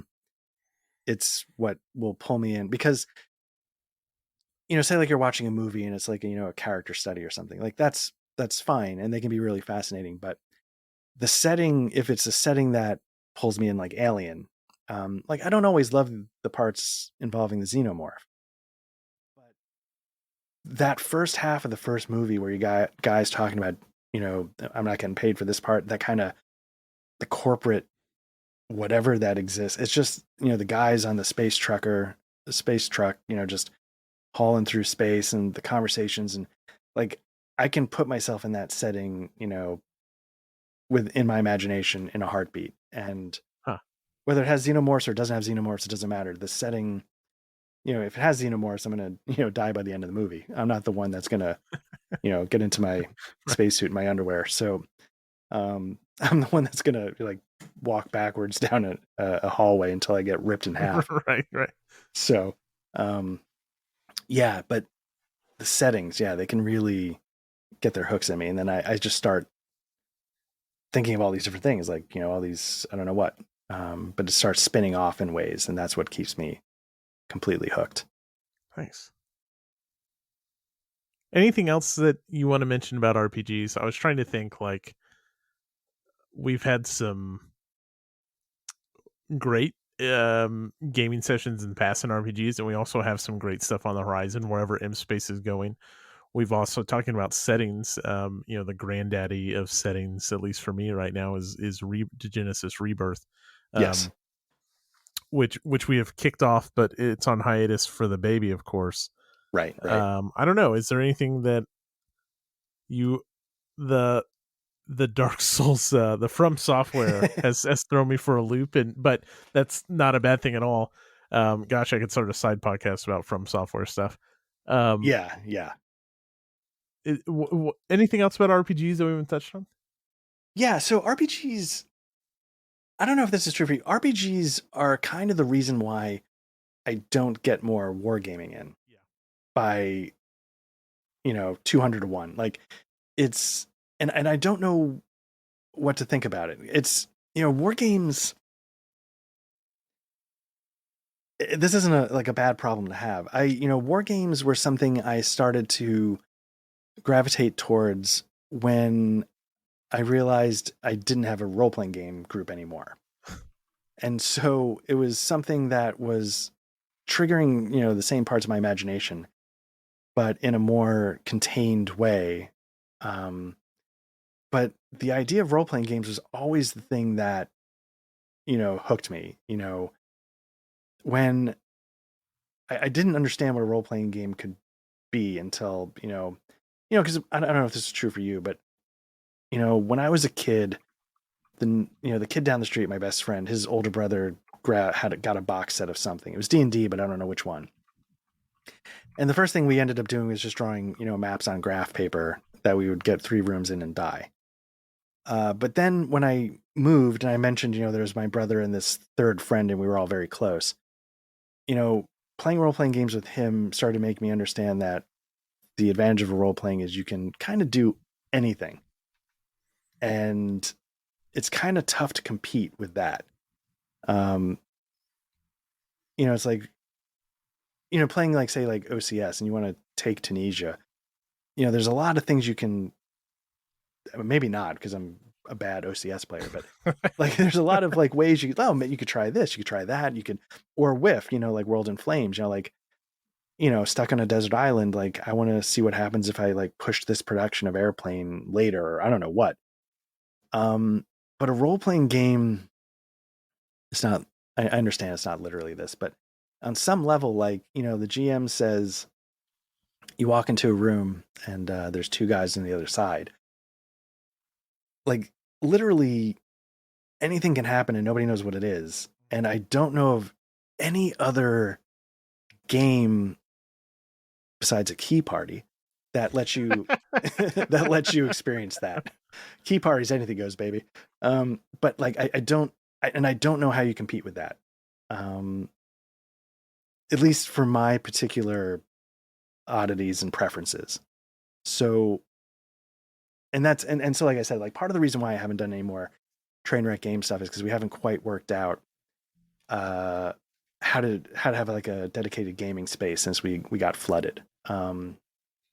But the other part of it is that like I have the rule book for Salerno 43 up on my nightstand, Mm.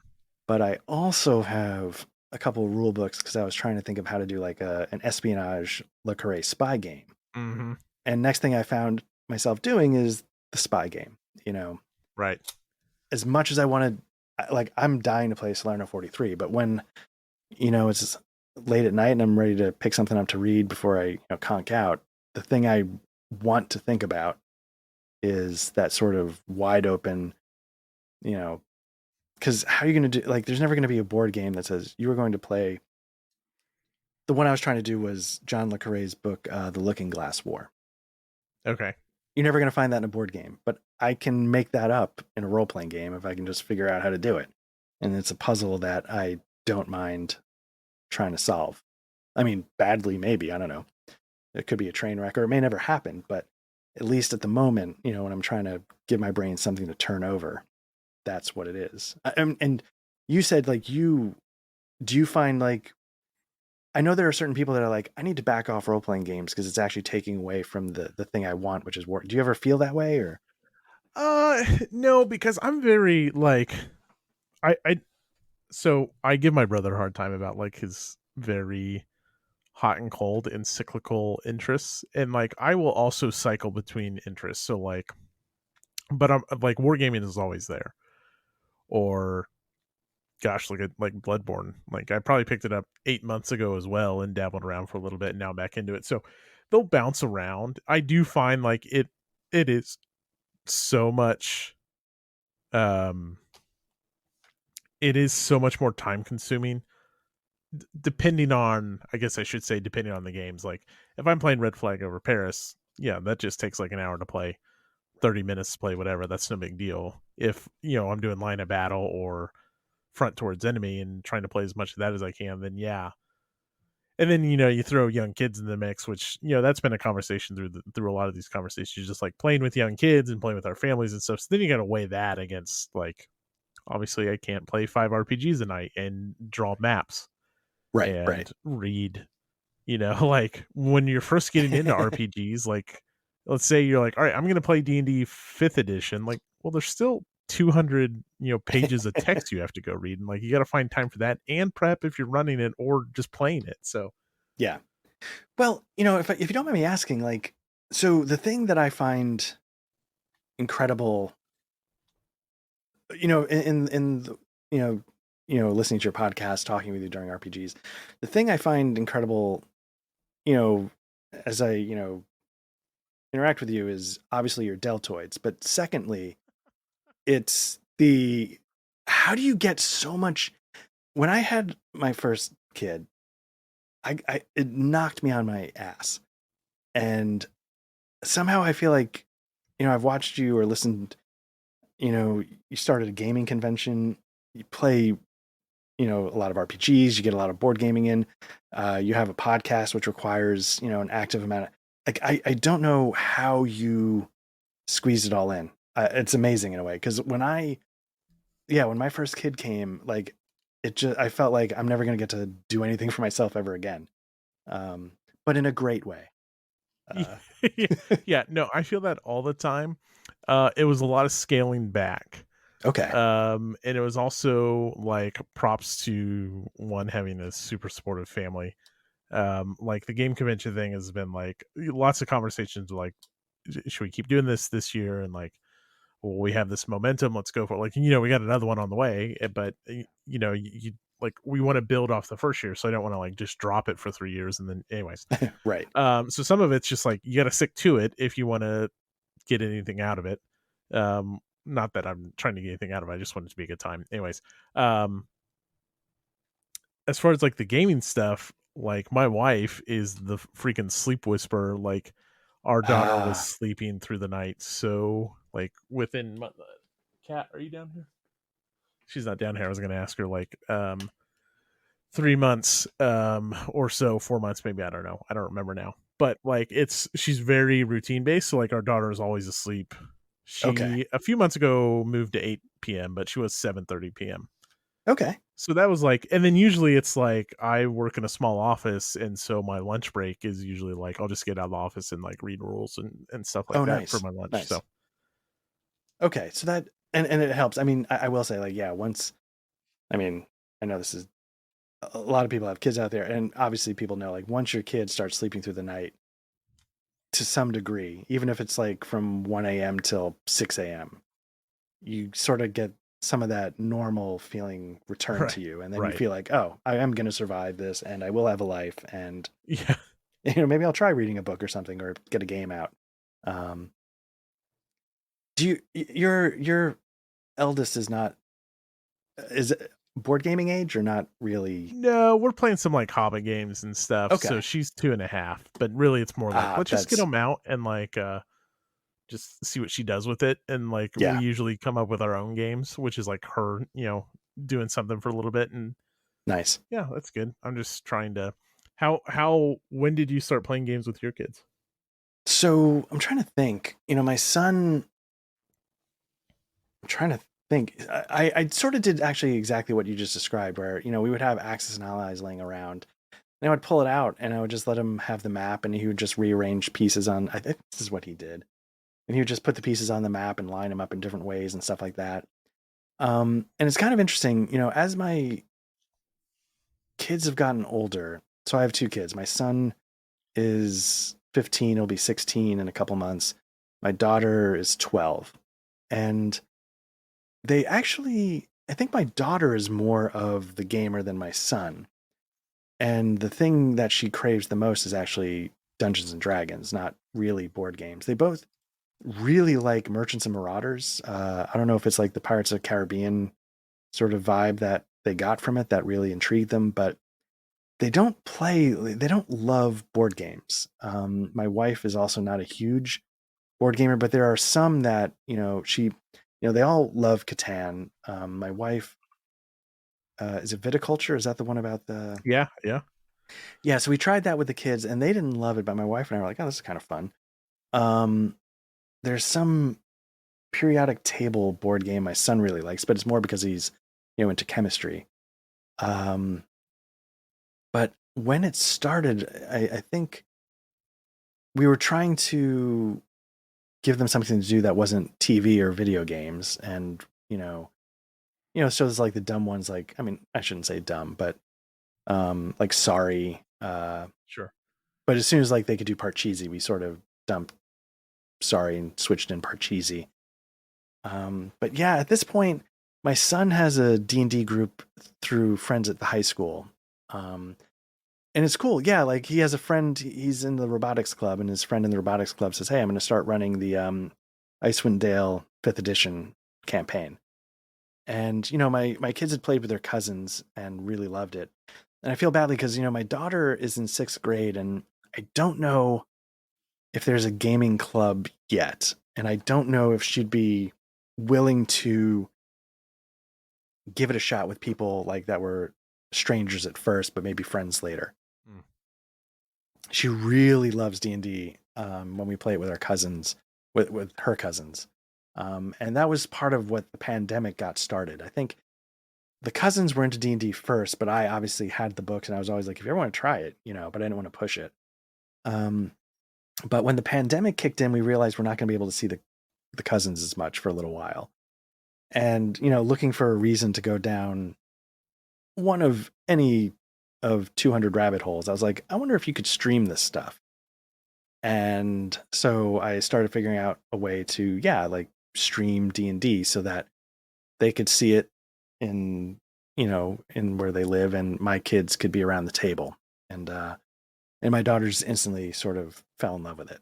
And I feel badly because, as things have started to return a little bit to normal and we've gotten a lot more busy, and like, the cousins now aren't locked in their house every weekend, it's sort of fallen off a little bit. So we Yeah. haven't been able to keep it up so much.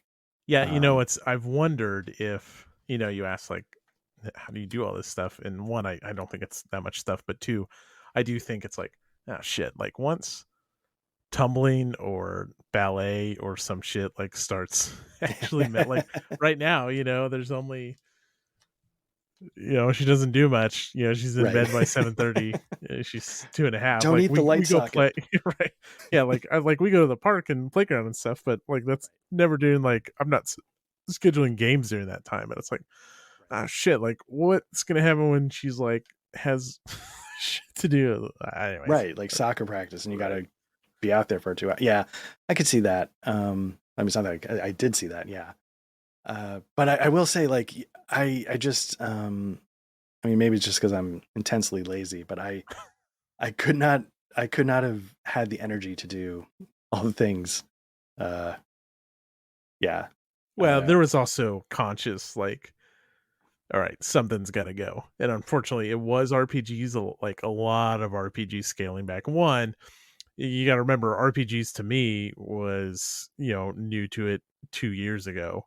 Okay, Or I guess, geez, 3 years ago by this point. And um so it's like, oh, I want to sample everything. Like, this sounds amazing. This sounds amazing. I want to do right, this. I want to right. do this. I want to do this. I want to do this. And then like that was just unsustainable. So I got to ask you, yeah. how long was it from when you started to get into RPGs until you GM'd the for the players that were in it the famous Alien campaign? I started Alien. So gosh, when was our first Alien game? Because I bought Symbarome in not Symbarome. I bought oh, what's that game I dropped from? That's from Free League that you guys play. Forbidden Lands, is that it? Oh, Forbidden Lands. Yeah, yeah, yeah. Yeah. I bought Forbidden Lands in April, and then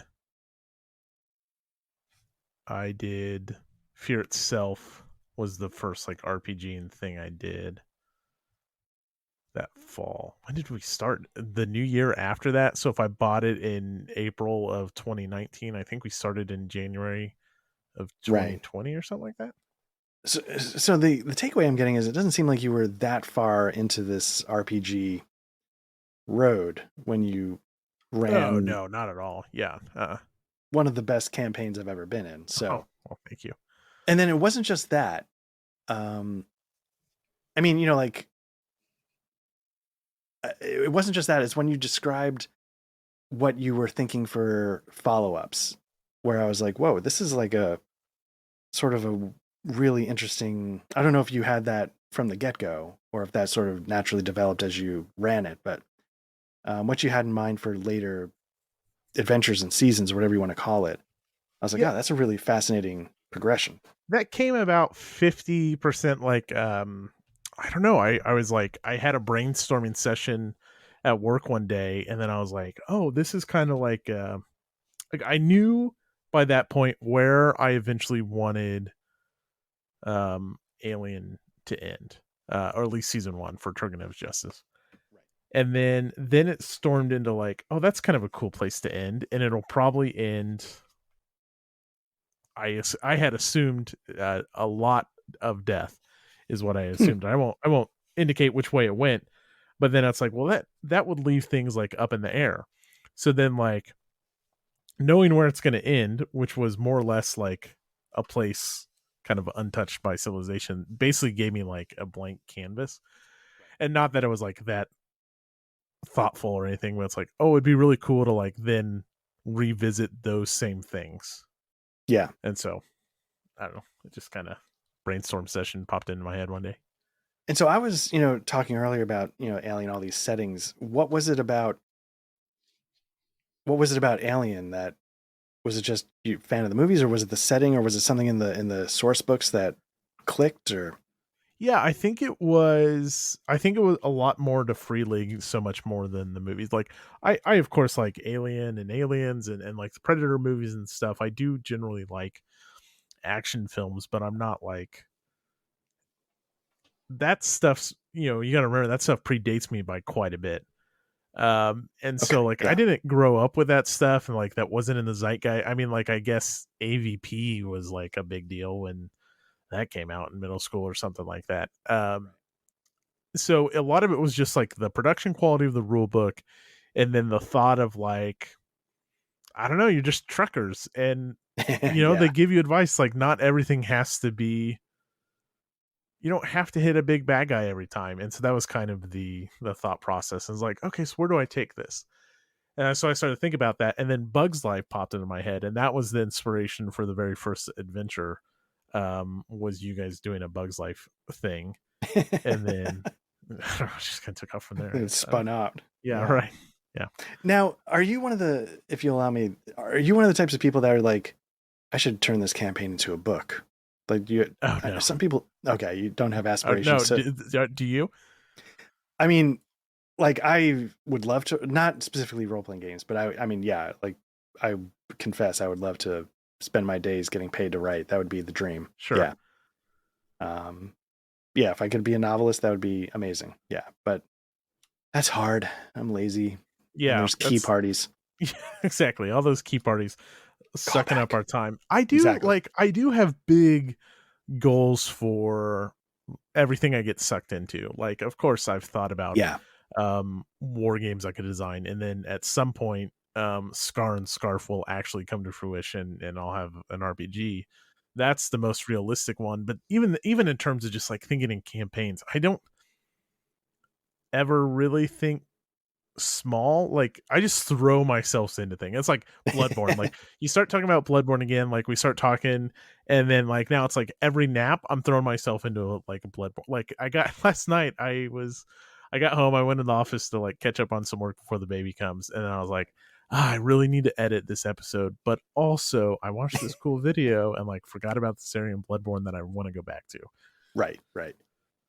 Kind of the same way. Yeah. No, I know exactly what you're talking about. So then like when I'm hyped up on RPGs, it'd be like, oh man, it'd be so cool if the players like did especially Rebirth, man. It's like, oh man, I could send the players over to England and they could do all this shit. And like I'm thinking like 10 years in the future at the rate we're going, and like we've hardly even started like the first scenario and the Right. anyways. It's really good. Yeah. But yeah, I could see how we've sort of just started to scratch the surface. Yeah. All right. Is that the one that, if is that the one that is the one, like, is the Genesis the one that is the one that sort of captures your interests and consumes in a way? Yes, and that's so, just goals over the next few months is Genesis continue to mess around with Foundry, and then Nice. Call of Cthulhu. Just you know, Eldritch shit always interests me. Yeah. And the Thompstown stuff has been good. I haven't listened to the last one or two, but the other ones I listened to are really fun. Yeah, and that's just a good system, but that isn't as much. We're in the middle of something called Have You Seen the Yellow Sign that'll also pick up. But so to answer your question, it's Rebirth and Rebirth. When the baby comes, I'm going to try to do some work on Rebirth, and then also eventually start gearing up for Hellboy. Oh, nice. Very nice. So what about you? Besides 2300 AD, is there anything on the The horizon? ones, yeah, the ones that, the problem I have is that I prep a lot.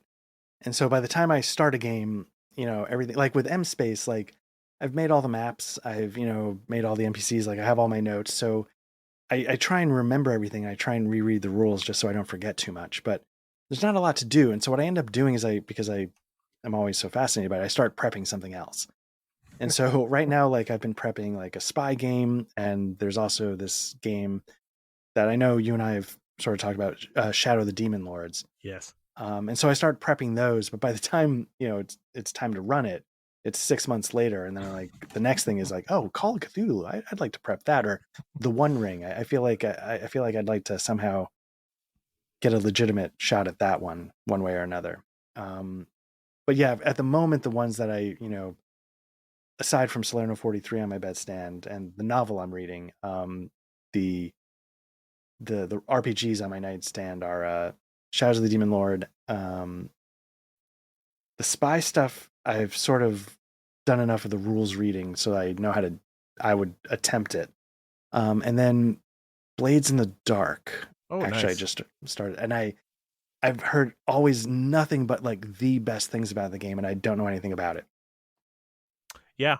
I do know some about it, but basically the same level as you. I know what it's about. I've heard amazing things, and then I got the vampire one that's kind of based off of it. That sounds really intriguing as well. Oh, which one's that? I knew you're gonna. I shouldn't have brought it up because I can't think of the name. It's pretty short. But it uses a Blades in the Dark system, and you do the Oh, cool. jobs and stuff. But each session you like equip a new mask, and it kind of like changes how Oh, your character plays each time. And it's nice. yeah, I would really like to play. There are so a lot of my RPGs were up in the second baby's room, and like obviously that stuff. Right, So right. like I was packing stuff up and getting rid of stuff and like putting new shelves, and it's like, oh yeah, I've got this. I should, because I went balls deep once. Like I started. Hell getting yeah. into RPGs. So, Yeah. all right, There's only one depth to go to. that's right. That's right. It's the So balls.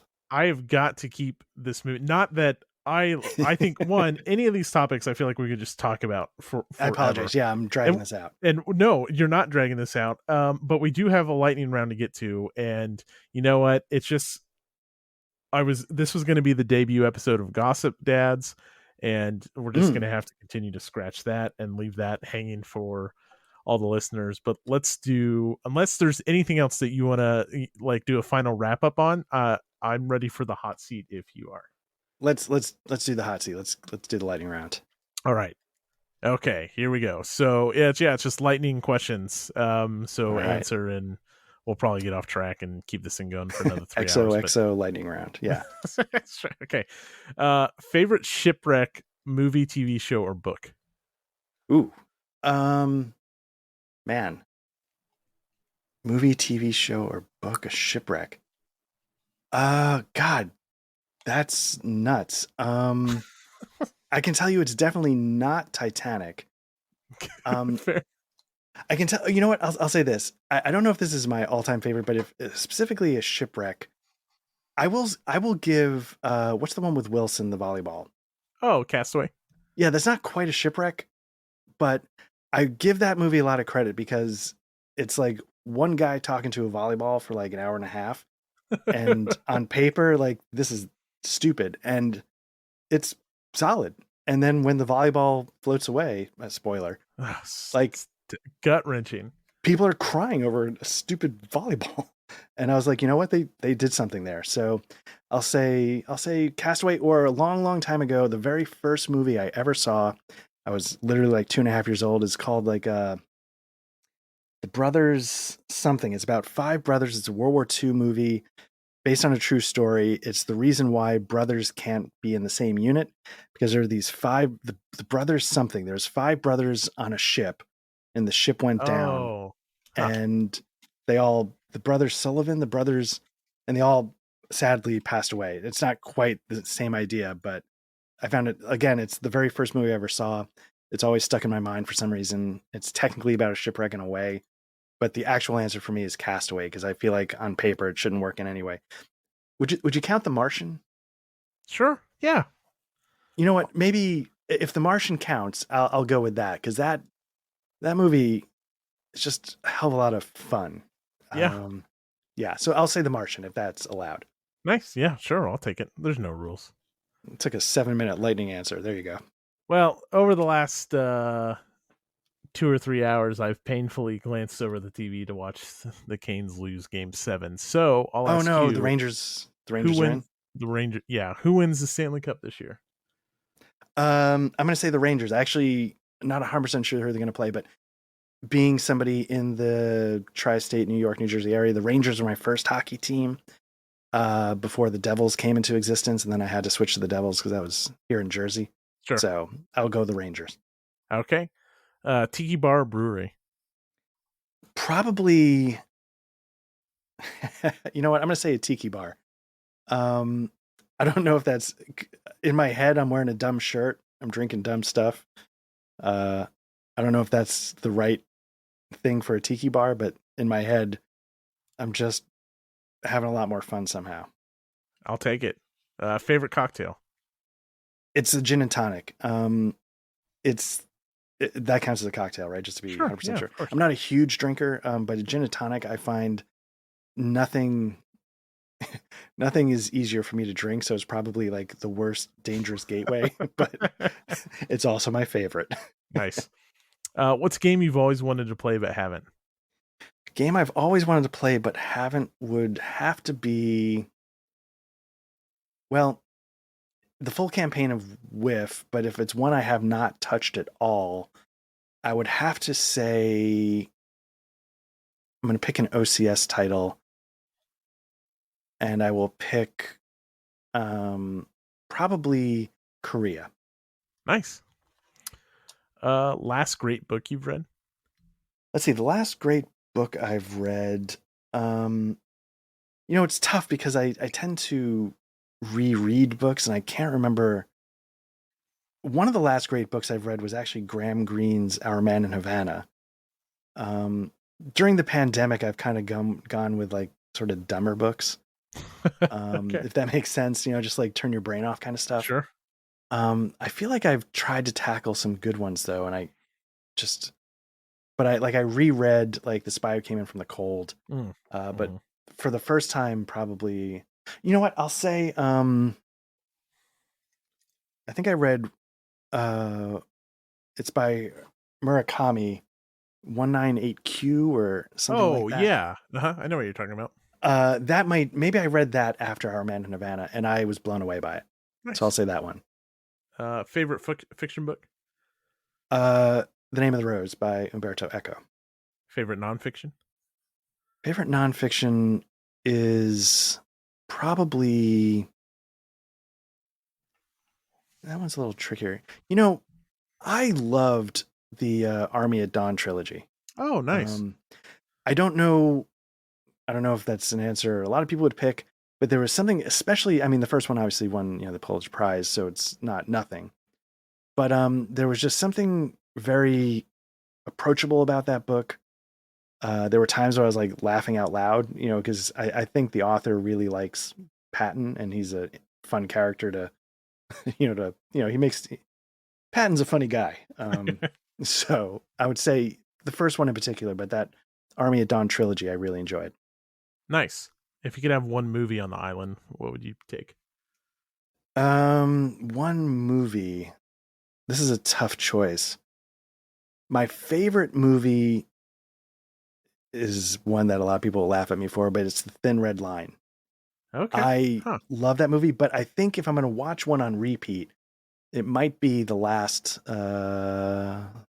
Mission Impossible movie. Whoa. Just turn my brain off. Good action, fist fights, helicopters. Yeah, Rebecca Interesting. Ferguson. Huh. Okay. Is it good? I haven't watched a Um, Mission Impossible in a long time. Mission Impossible is a really interesting series. The first one is really, if you've seen that one, it's really interesting. It's very different. The second one is bad. Okay. The third one, J.J. Abrams tries to get the fun back on track, and I think he mostly succeeds. The fourth one definitely gets the fun back on track. The fifth one is when the guy who wrote The Usual Suspects takes over, Huh. and it turns into some of the best action movies ever made. And they're like cleverly plotted. It's not just explosions, but the stunts and the practical filmmaking are top notch. But yeah, 5, 6, and I guess 7 is coming out. 5 and 6 are phenomenal, and Wow. it's when Christopher McQuarrie takes over. Okay. If you could have one video game on the island. Ooh, one video game is probably going to be, you know, the easy answer is Elden Ring, because it takes everything about Souls and makes it huge, but at the same time, like I specifically went through a playthrough and saw as much as I could. And so I think the game I'm actually going to pick here is Neverwinter Nights, the Okay. the first one. The adventure itself is solid. There's tons of modules, but I think I would actually get lost in the making my own adventures. I think that would be the part that takes over and fills the time. Nice. Okay. Favorite pinball machine? Ooh. Um I gotta tell you, it's been so long since I played a pinball machine that I honestly can't remember the ones I played when I was a kid. Was there like a Jurassic Park one? Sure. Yeah, I guarantee there was. That's the one. For some reason, I remember playing the Jurassic Park one and really liking Okay. Nice. Probably wasn't one, but I don't it. know. Rules light or rules intensive RPG? For me, if you asked me this like a year ago, I probably would have said rules intensive, but I think I'm starting to, and Forbidden Land sort of opened my eyes. Aliens, that system sort of opened my eyes to what an elegant rules medium can do, Mm-hmm. if that makes sense. Sure. So that's why like suddenly I start looking at Shadows of a Demon Lord instead of 5th edition. There's like an elegance to it that I'm starting to appreciate more. Yeah. So I guess elegance implies to some degree rules light. I don't want to go like PBTA or something. That's crazy. But Yeah, so maybe a little bit more rules light if it's elegant and packs a lot of punch. Okay, nice. Sci-fi or fantasy? Sci-fi, hands down. Alien or Aliens? Alien by a million miles. And this is another, thing that I get ridiculed. I'll take Alien 3 over Aliens. Wow.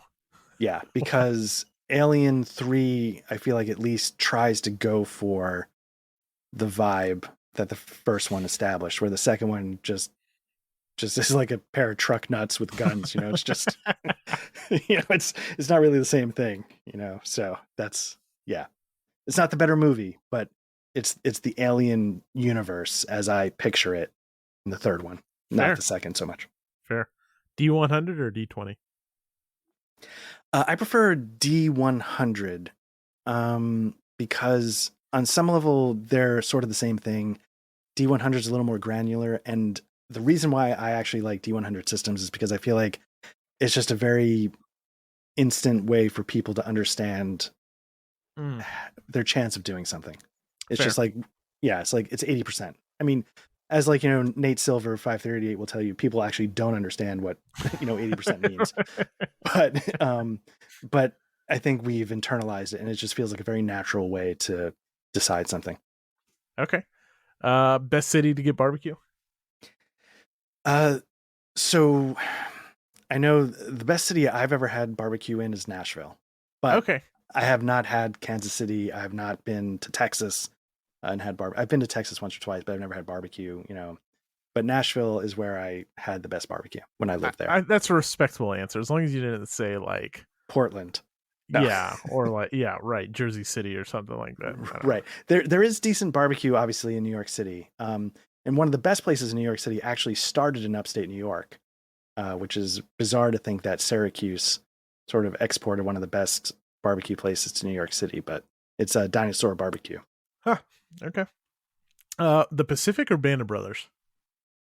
I'm going to say Band of Brothers. I appreciate that the Pacific really tried to tackle something.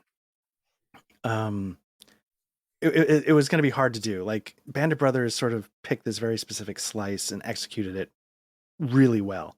Right. The Pacific tried to do something much larger, and I think by shifting away from you know actors at different points, it felt more like we have to check the box and cover this battle than because I think it was based on a couple of books, not just like a It singular. was. Yeah, and I feel like in trying to marry those things, it just doesn't feel the same as Band of Brothers, which you really get to know these guys, For sure. which is the whole point. Favorite war game? My favorite war game is probably, man, my favorite time I've had with a war game I've really spent some time with is Axis Empires, the Europe one. Nice. I like the scope, and then I like the elegance, and there's just something about spinning down those random charts where you roll a d6 and it sends you over there and it sends you over. Like in the end, it's like add an armor unit to the force pool, but You did but 30 in charts to get there. right. But there was or the cards. Yeah. I just had a blast. Yeah. Nice. If you could meet and have dinner with any one historical leader, dead or alive, who'd it be? Or historical figure. Sorry. Historical figure. Man, that's an interesting question. You know, like sometimes like the obvious answer is like Jesus, but like but am I terrible? Because I'd be like, no, but seriously, I mean, what's up? Because then you'd have your answer once and for all, and it'd probably cause more problems than it would solve. But otherwise, I really, I No matter like which way you take this, it's going to be, well, it's either Jesus or, like Patton or I don't know. right. Well, that's the thing. My backup answer is like is somebody like Patton because I'm just like you're a genius and you're crazy and like I like the cut of your jib. You're funny.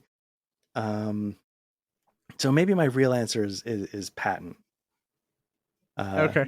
he would just crap on Monty the whole dinner, but that's fine. It's entertaining. Right. Master shit talker. Uh, Exactly. if you could do a full playthrough of any game on your YouTube channel, what would it be? if I yeah, space is not a time, no matter, it doesn't matter. Yeah. I think for me it would be probably World in Flames. Yeah, that'd be so Um, cool. right, because that's the thing. It would definitely not be for almost anybody, but the people who it was for, like, I'd want, because of what I try and do, I try and just feel like I'm talking to myself in the idea that I'm, just shooting the breeze with whoever's watching.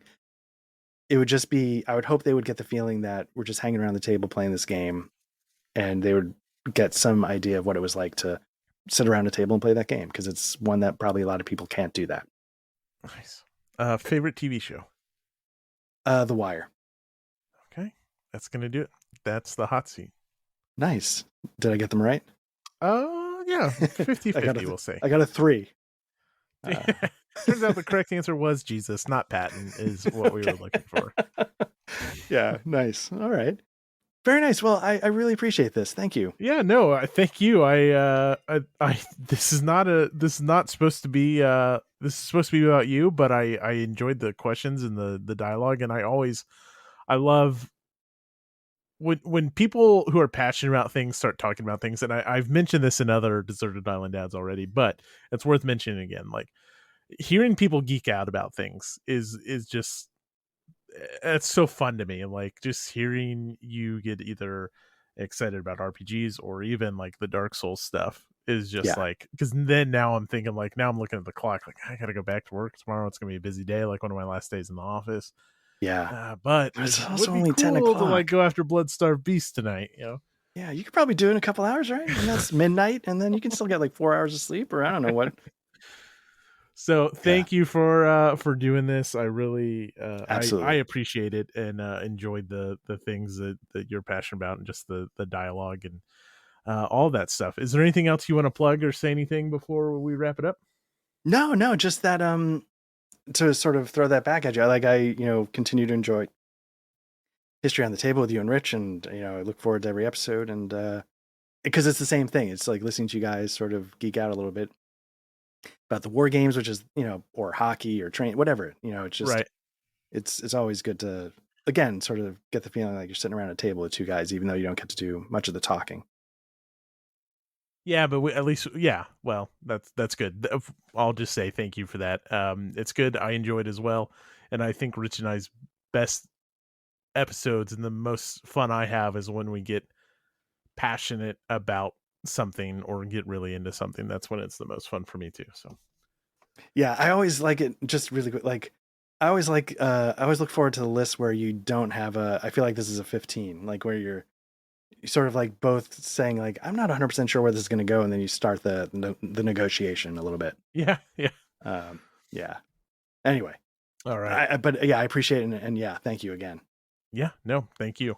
All right, that's going to do it, folks. I hope you've enjoyed our interviews with Deserted Island Dads. Thank you to everyone who took the time, and thank you again, Art, for doing this. The next time you hear from me, it should be a normal History on the Table. Back at it with Rich.